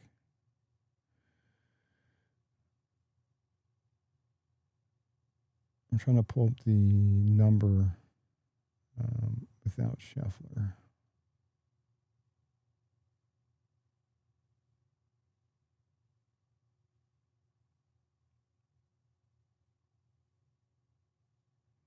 Fuck, this isn't loading. Give me a sec. I'm trying to pull up the number, the latest odds for, because I'm curious if that 34-1 winner without Scheffler, if that came down. Probably not. Probably actually fucking went up. Hold on. Russell Henley.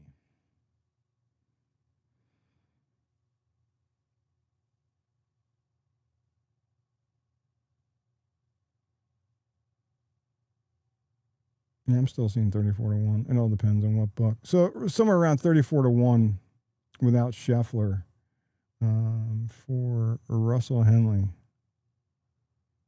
All right, and then I don't know. I'm not taking it, but you can't really overthink Scheffler at 5-1. I mean, what fucking golf course doesn't Scotty Scheffler fit? Specifically here at Southwind, he's finished 3rd and 4th his last 2 years. I think Scheffler's finished 4th in 4 of his last 5 events. I mean, sometimes he starts off kind of shitty, but by Sunday, he's right there lurking.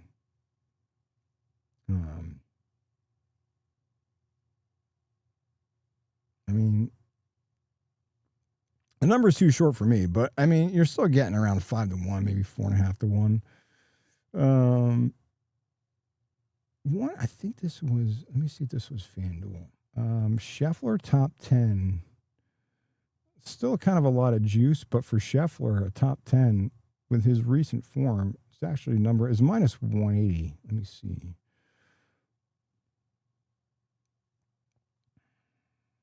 Top 10, including ties, Scotty Scheffler, Novik, minus 167. Not bad. FanDuel, minus 175. Came down a little bit. Was minus 180. I mean, still a little heavy on the juice, but maybe you parlay that with something else. But, you know, or you hope Scheffler gets off to a slow start and then get a better number. I mean, top 10.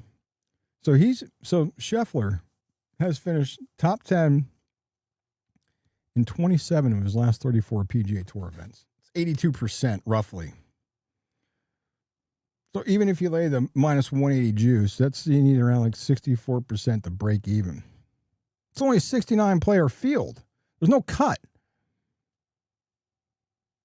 So it makes it more intriguing when you look at it that way.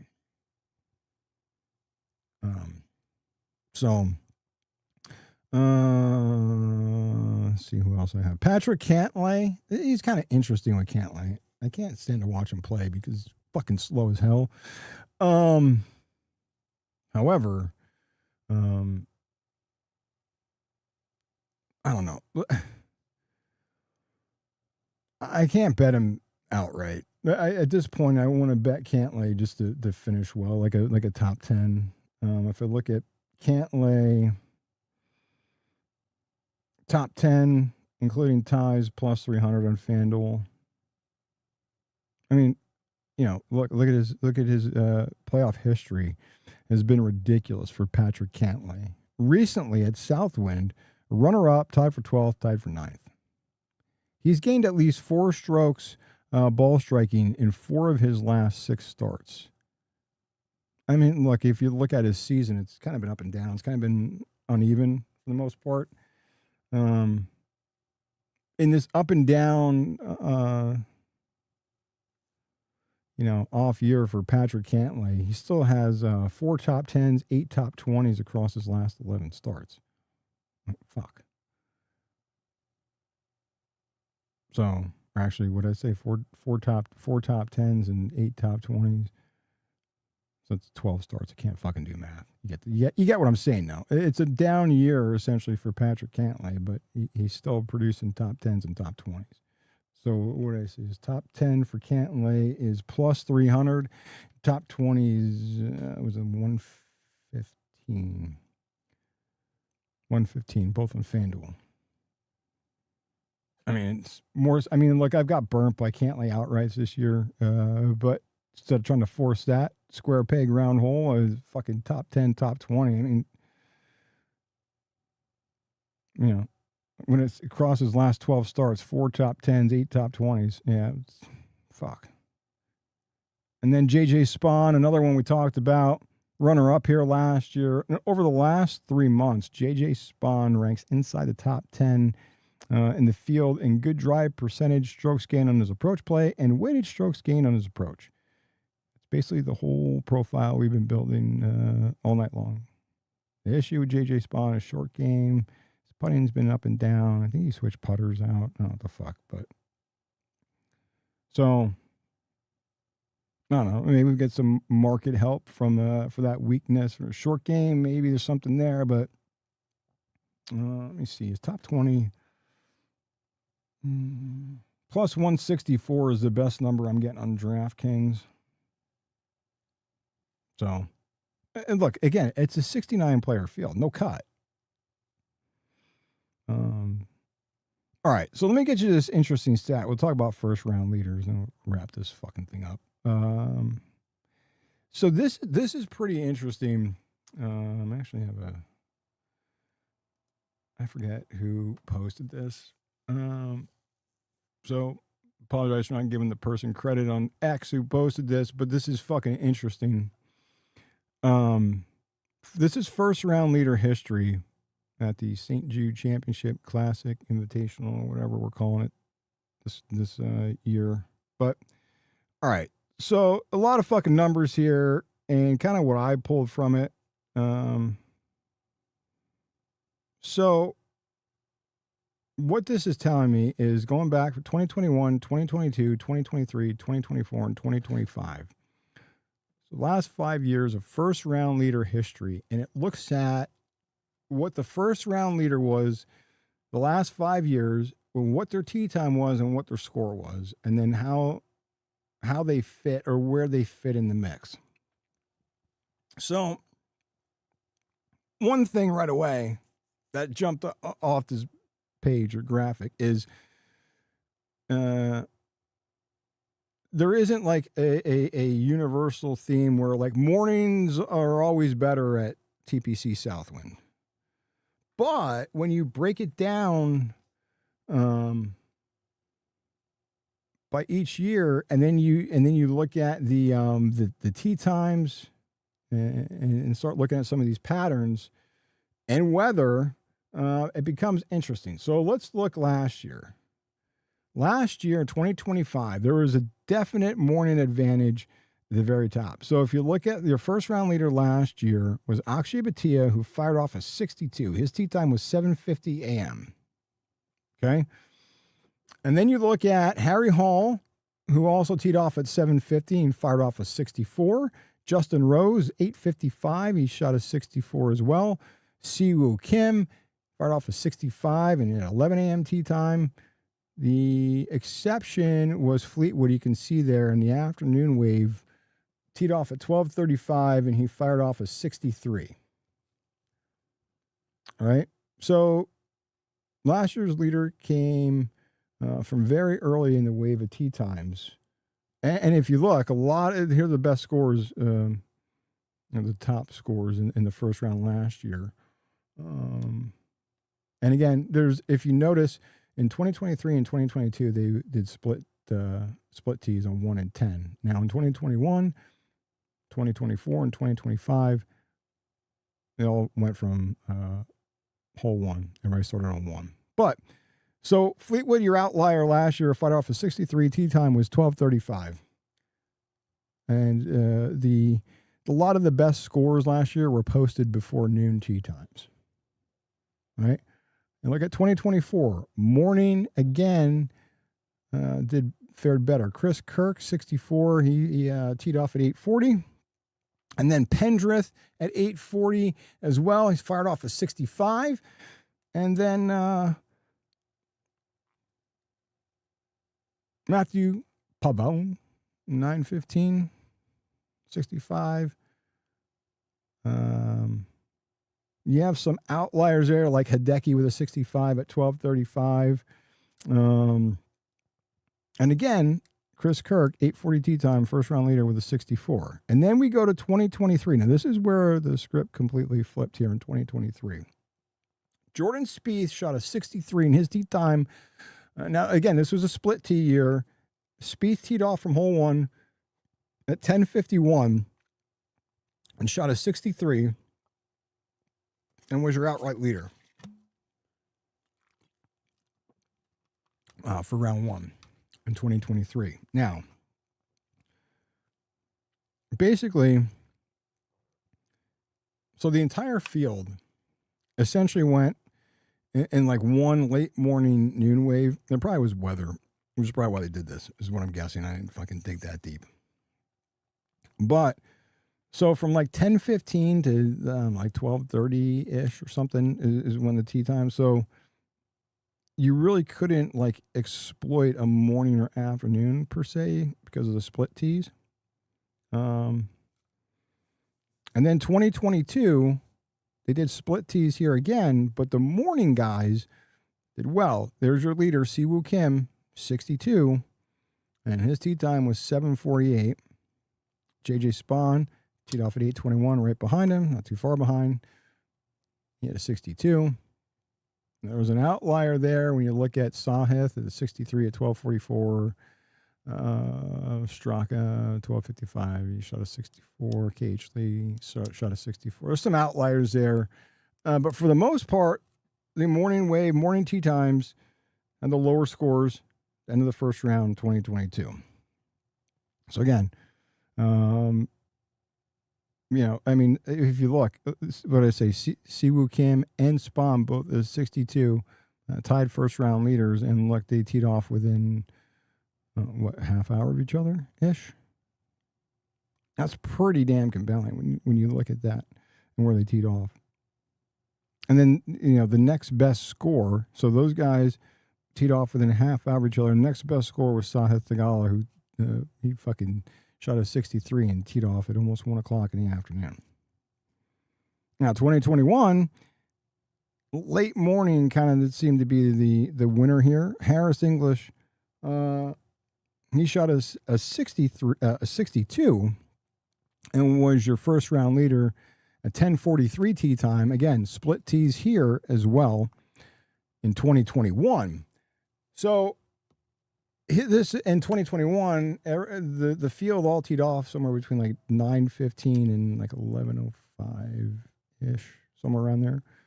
So there wasn't like this like a traditional AM PM split group. Now, break this down from all 5 years, or the last 5 years. So in every year where we had a meaningful range of tee times, the first round leader either came from the early portion of the day's tee time. So 2025 was 7:50 a.m. 2024 was 8:40 a.m. 2023 was 10:51 a.m.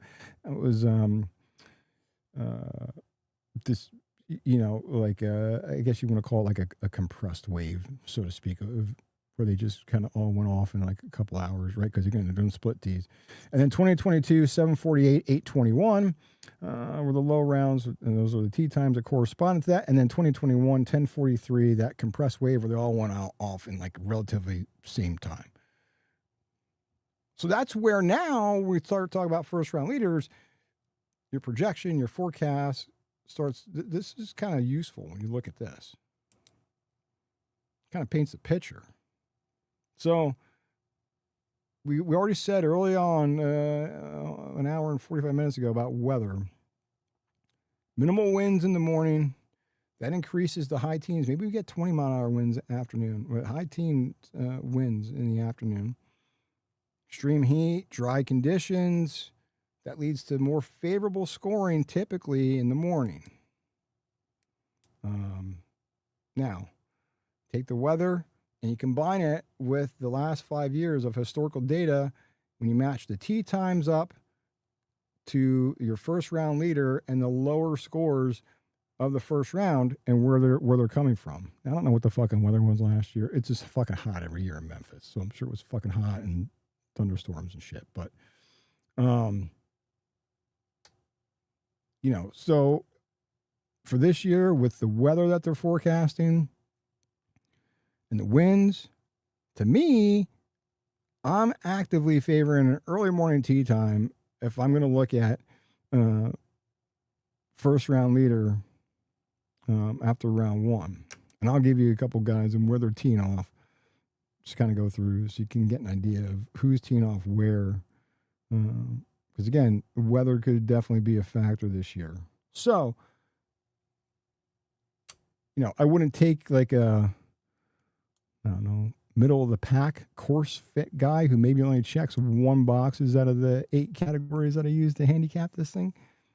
I wouldn't take like a mediocre player and simply just fire off a bet just because he's teeing off at like 7:30, 8 a.m. However, again, if you start to write players down and comparing, if you have player one who tees off at 7:40, again, these are people maybe on your final list and trying to decide your card. You got player one who say tees off at 7:30, 8 o'clock. Then you got player two, maybe they're teeing off at 12:30, 1 o'clock. With the forecast that we have for this weekend and this data, I'm seriously considering player one over player two, especially with the heat. So you get temperatures keep climbing. You got throughout the day, so it's going to be hot as fuck.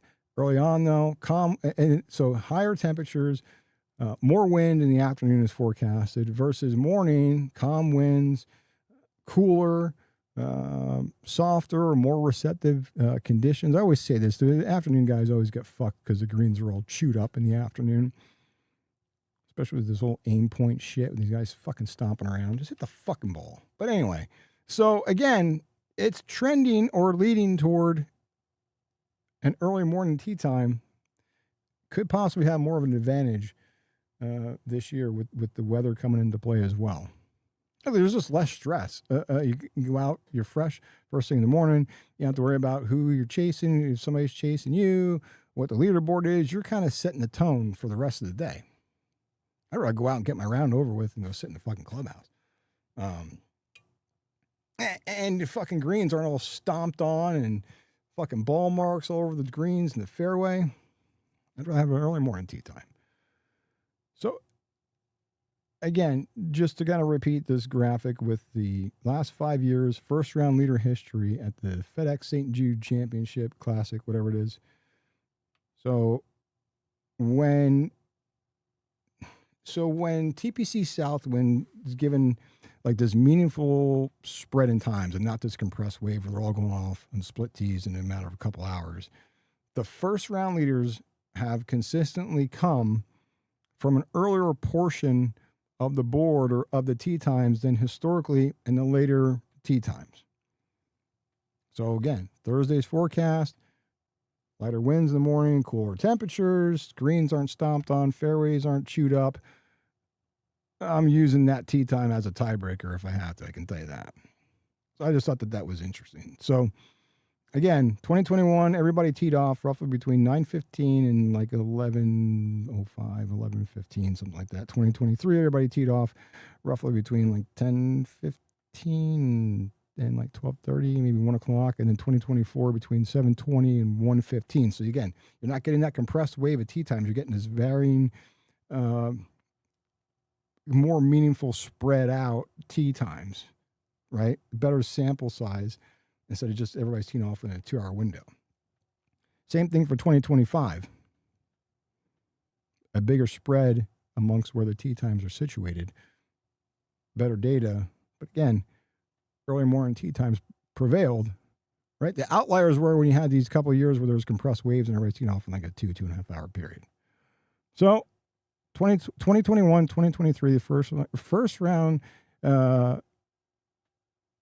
saying that the first round, so 2021 and 2023, where it's kind of saying that the first round leader came from the later morning rounds, doesn't necessarily give us much to work with because they've all played in that same window. It was compressed tee times. But then again, when we look at 2024, 2025, that's where you get the bigger spread of tee times, and they favored the morning. And again, every fucking August, it's hot and stormy in Memphis. So same shit, right? And then 2022. So you see there, they did split tees, but they had a morning wave. So they had this like 7:15 to 8:54, and then 12 to 1:50. So they kind of split it up. So when you had the morning and afternoon groups, and again, I'm guessing it's weather related. When you have that, again, the morning was favorable, right? So I don't know. I just thought it was interesting. 2021, the narrowest window. 2023, the second narrowest. So both of those years in 2021 and 2023, the field had a narrower tee time window. But really the big chunk of evidence is 2022, 2024, 2025. All three first round leaders teed off early morning tee times.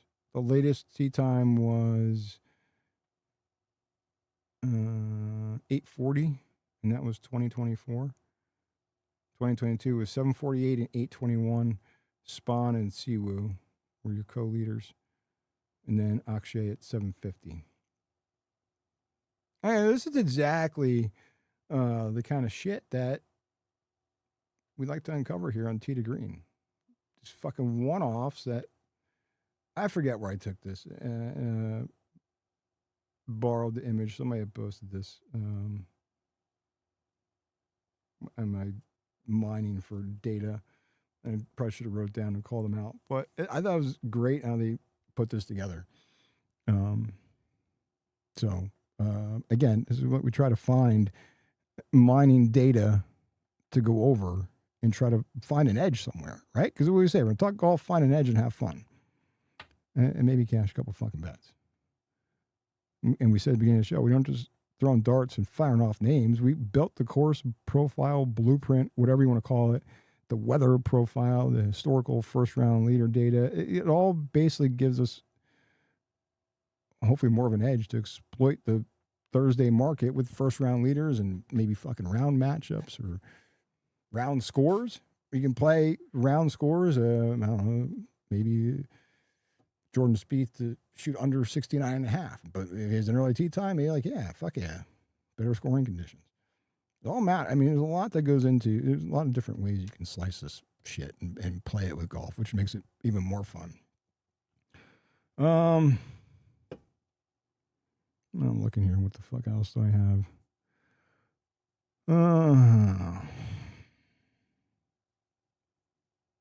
I guess looking at first round leader, Scheffler 14-1 first round leader, Sam Burns 28-1. I know we talked about Sam Burns first round leader 28-1. I don't know if we mentioned Scheffler and all that. It said the 5-1 for an outright, but Scheffler 14-1 for first round leader today. Sam Burns 28-1. Obviously Scheffler's obvious play. I mean, it's fucking Scotty Scheffler. What course doesn't he fit? He's the best fucking iron player in the world. 99%. Scotty Scheffler's 99th percentile on his fucking approach play. He's top 4 at Southwind over the last 2 years. Burns is more attractive price, the more interesting price. Sam Burns. Burns is 94th percentile on approach, 89th percentile from that. Remember that critical sweet spot on the approach play, 150 to 200 yards. That's where like 42% of the shots came from last year.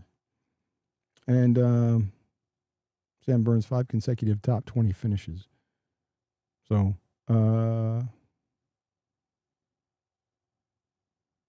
yeah.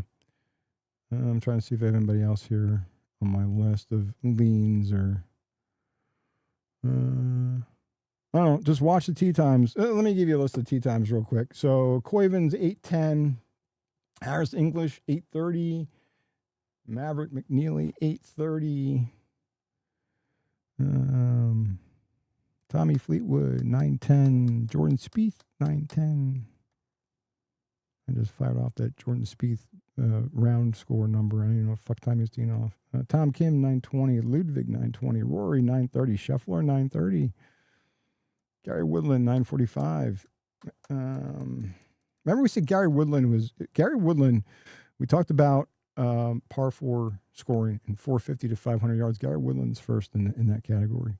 And 17 and 18 are they're going to play the 450 to 500 yard longer par 4s. Gary Woodland, early morning tee time, 9:45, fits this stat here that we just went over with the tee times and first round leaders and all this shit. Let me see who else is notable before noon. Russell Henley, 10:25. Ricky Fowler, 10:25. I like Ricky Fowler. I'll tell you what. Let me go back. Ricky Fowler. I didn't talk about him, but he did make. Look, Ricky Fowler has been playing really good of late, and there's a number. I forget. I'm trying to look here for a top 10 for Fowler.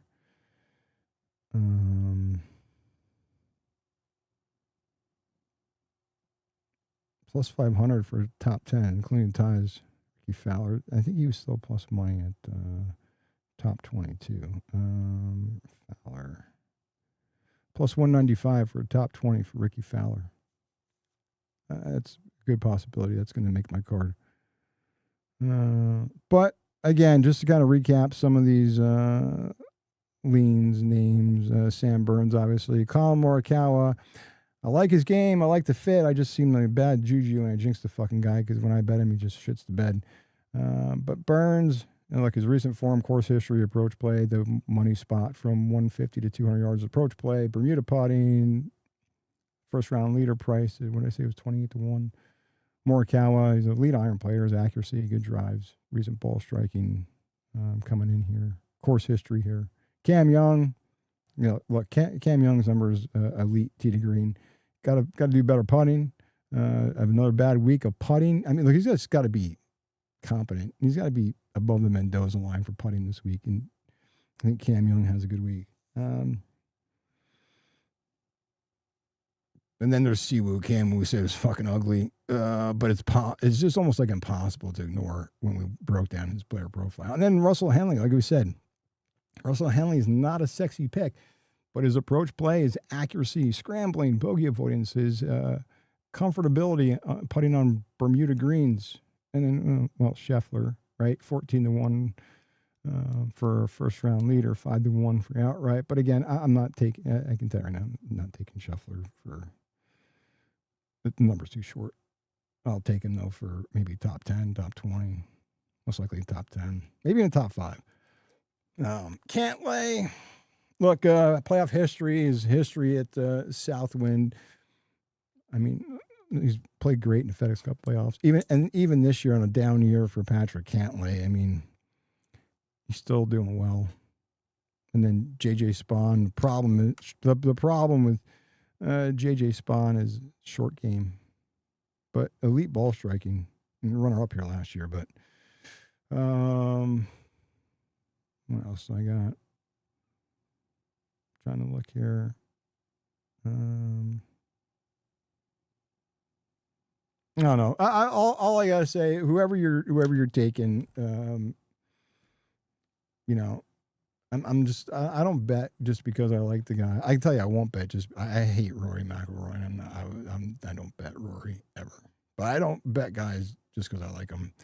It has to be the fit. The price has to fit. So look, all I can tell you is look at the weather tomorrow morning. Double check that. Make sure there's no weather rolling through in the morning. If you got a guy in early morning tee times, just shop the books. And fucking pull the trigger. Like I said, full card will be posted on Picket. Will be posted on our X page at OTH Sports Pod. We'll do whatever we have for outrights, placements, first round leader. I told you Sam Burns is making the card. So Sam Burns is I'm definitely taking Sam Burns for outright. Definitely do a placement on Sam Burns. Definitely doing a placement on Fowler. Probably top 10 for Fowler. Don't know about an outright. I don't know. I'm not too confident on Fowler, but placement, I'm pretty confident on Fowler. Look, go through a list, chop the guys down, and hopefully get the right price from the books. But look, we built up the blueprint for TPC Southwind. Told you it's going to be a long one, but look, this is for you guys to use all weekend. We'll have it bookmarked so you can go back and look at the different sections and just click it instead of trying to figure out where the section is. So that'll be up in the next few minutes once we're out of here. Went through all the numbers, went through leans and who we like. But a couple things to note here before we're done. I feel like this week it sucks that this event's going away in Memphis. We get this year and next year and that's it. But we said at the start of the show, this week is a hell of a lot more. There's a hell of a lot more on the line than just who wins this thing. A couple interesting stats. So Scheffler enters the postseason with a 794-point lead over Matt Fitzpatrick. 794-point lead. And he hasn't won since January. And then there's the important change this year. So the first two playoff events award 750 points to the winner. Not the 2,000 points that we've seen in previous formats. So mathematically, nobody can pass Scotty Scheffler this week, right? And another Scotty number, he's once again on pace to be the only player on tour with a scoring average below 69. He's currently sitting at 68.7. It's about 3/4 of a shot better than anybody else on tour. But,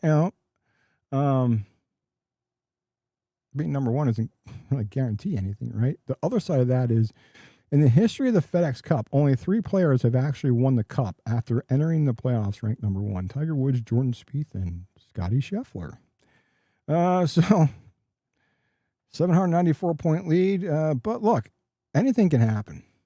And you'd say, I hate people saying that Scheffler had an off year this year. It's not an off. I mean, look, the guy hasn't won since January, so what? But just look at, he's been consistent pretty much week in and week out. What did I say? He had 27 last 33 events. He's top 10, top 20. It's a fucking stupid stat. But rack the tape and it's on there. But he's been consistent. It's basically the fucking point. So anything can happen. You still got to play the fucking tournament. And then I thought one thing was interesting too. You had this, I guess, really like a generational shift going on, which I didn't really realize until I saw this stat. So you got a bunch of young bucks coming in. So 8 of the last 9 PGA Tour winners have been in their 20s. And the last 3 were all 25 or younger. Jackson Koiven, 21. Michael Thorbjornsen, 24. And Michael Brennan, 24. Nearly 40% of this year's playoff field is in its 20s. Jackson Koiven, we said 21. He's the youngest player to qualify. We talk about Scotty, Rory, Xander, but I mean, you got Brennan, Thorbjornsen, Jackson Koiven, Jackson Suber, Blades Browns. These young kids, young generation of kids is arriving pretty quickly on tour. And then there's like flip that to the other complete opposite end. There's Justin Rose. What is he, 46 now? Won it last year. This is his 19th FedEx Cup appearance in 20 seasons. It's the most of anybody. Rose has played 124 rounds under par in the FedEx Cup playoffs. It's fucking crazy.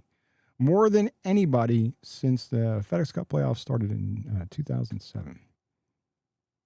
And when he won last year, so he was a winner here last year. It had been 5,075 days since his previous playoff victory, and that came at the 2011 BMW Championship.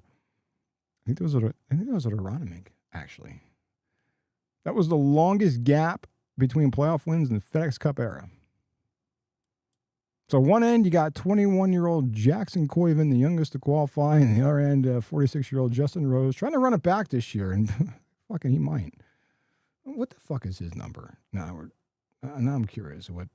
Let's see what Justin Rose's number. I'm just thinking outright.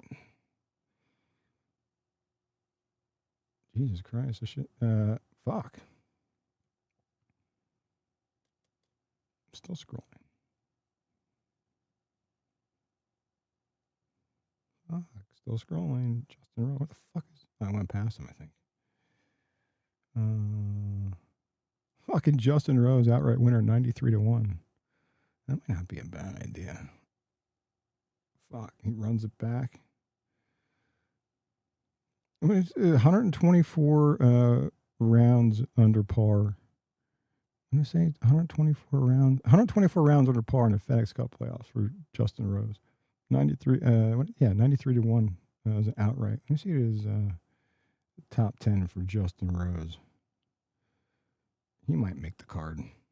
Justin Rose, top 10, plus 550. What's he for a top 20? I bet you like plus 120, 185 or 225 or Justin Rose. Justin Rose plus 210 for a top 20. Fuck. Shit.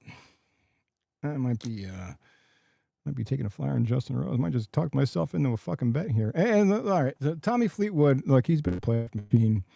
27 consecutive FedEx Cup playoff rounds at even par or better. It's the longest active streak on tour. And just like everything else talked about, Southwind history, course fit, recent form. Tommy Fleetwood is an interesting, very, very interesting pick. Lean, whatever you want to call it, but makes a good case for himself. I just thought this image was funny. I just fucking love Jordan Spieth. Jordan Spieth. Somehow he survived. He is He is the only one. Well, now it's 69 players because Berger bailed. But Jordan Spieth is the only player out of 69 players who qualified for the FedEx Cup playoffs without a single top 10 finish this season. That's fucking unbelievable. I love that fucking picture of Jordan Spieth. He's ranked 54th, so he's got some work to do to get to the BMW Championship. So he's got to have 4 good rounds this week. Only the second player since 2023 to reach the FedEx Cup playoffs without recording a single top 10 during the season. He's playing for survival. And it's not about position anymore for him. And let's look. So the top 50, right? So this is really the important thing I think of the whole week is the top 50 here. Look, just because you survive Memphis doesn't mean you get into the BMW Championship. You got to, it guarantees. So you're in the top 50. Yeah, you go to the BMW Championship. Great. But you get into every signature event in 2027 next year. That's bigger than just going to the BMW Championship. So, and then there's another wrinkle because the PGA Tour, obviously in 2028, they have that new competitive structure, right? So players who secure signature event access next season, they could really be giving themselves a huge head start toward remaining on they have the elevated tour side and then the relegated side. So again, top 50 BMW, also every signature event in 2027 they will be a part of. And then 2028 comes the elevated and the relegated tier fucking tour shit. So these guys who are in the top 50 and get their signature event status locked up for next year could really be getting ahead of everybody else for 2028. So,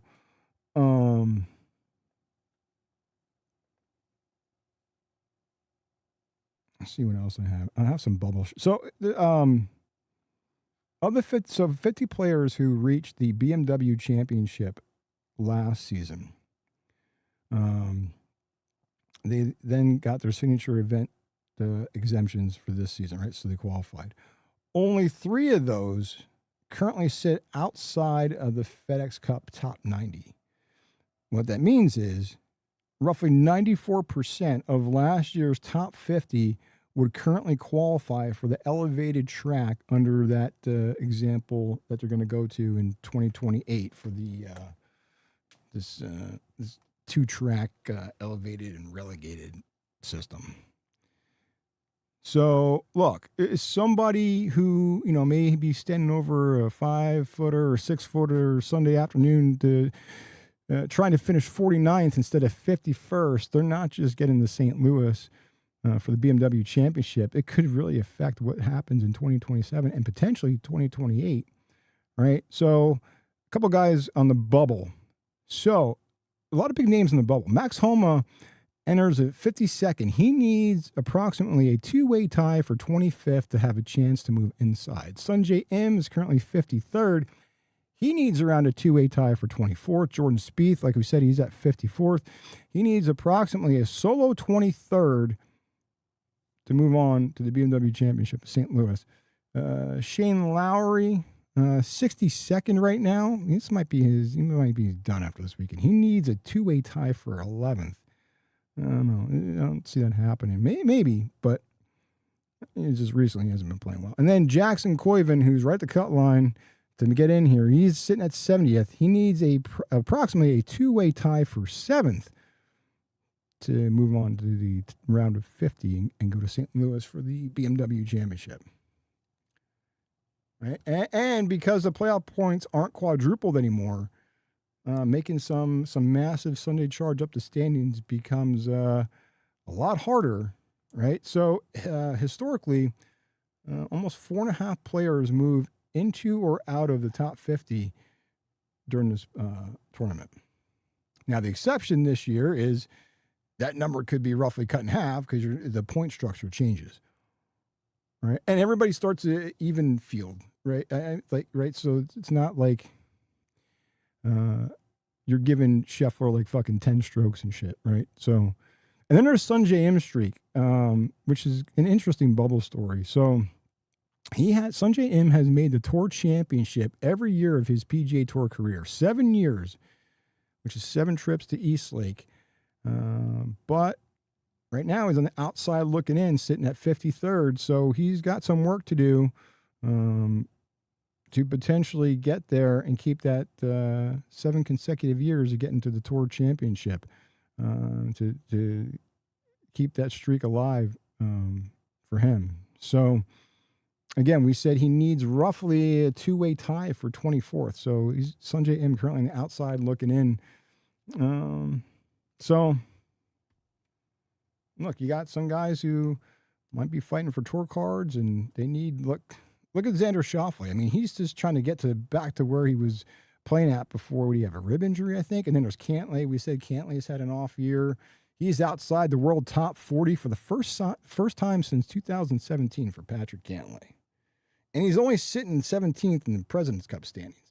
And like I said, Shane Lowry, he could be playing his final playoff event of the season this week, which I think that's probably a good possibility. I just haven't seen enough of Shane Lowry to take a flyer on him. But maybe, I mean, he has a game to do it, but he just recently hasn't been playing well. So, look, what it comes down to is everybody's got something different riding on Memphis. Scotty, staying out front, maintaining control. For these guys, these contenders, it's winning the FedEx Cup. For the bubble guys, it's pretty much survival. And Sungjae Im, keep that 7-year streak intact. Xander Schauffele and Patrick Cantlay, it's like trying to basically salvage something and get back to a better form and end the season on a high note before it's all over.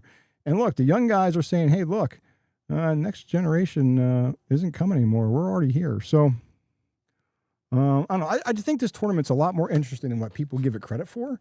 And look, obviously we're degenerates, so we're going to bet the fucking thing. But look, of course we're looking for outrights, but it's placements, first-round leaders, matchups, round scores. But Sunday afternoon, I'm telling you, watch both leaderboards. Watch the FedEx board and watch this leaderboard because it's going to get interesting. So one of them's obviously going to decide who wins the FedEx St. Jude Championship, but the other one, that's going to decide who's on the outside looking in, who can make a putt on 18. It might not win the damn thing, but it can completely change next week and the next 2 years, potentially, their career with the changes to the tour structure. So that's pretty much the FedEx Cup playoffs, FedEx Cup St. Jude Championship from TPC Southwind. That's full course breakdown, full course betting guide, tournament betting guide, whatever the fuck you want to call it. Told you it's going to be a long one. But again, we do it so you guys have the information to use all weekend. And really, it's repeatable shit.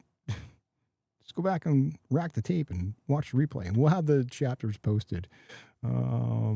But we built the blueprint. We went through TPC Southwind from fucking top to bottom, the weather, the course history, fucking trends, the numbers, player fits, the fucking betting board.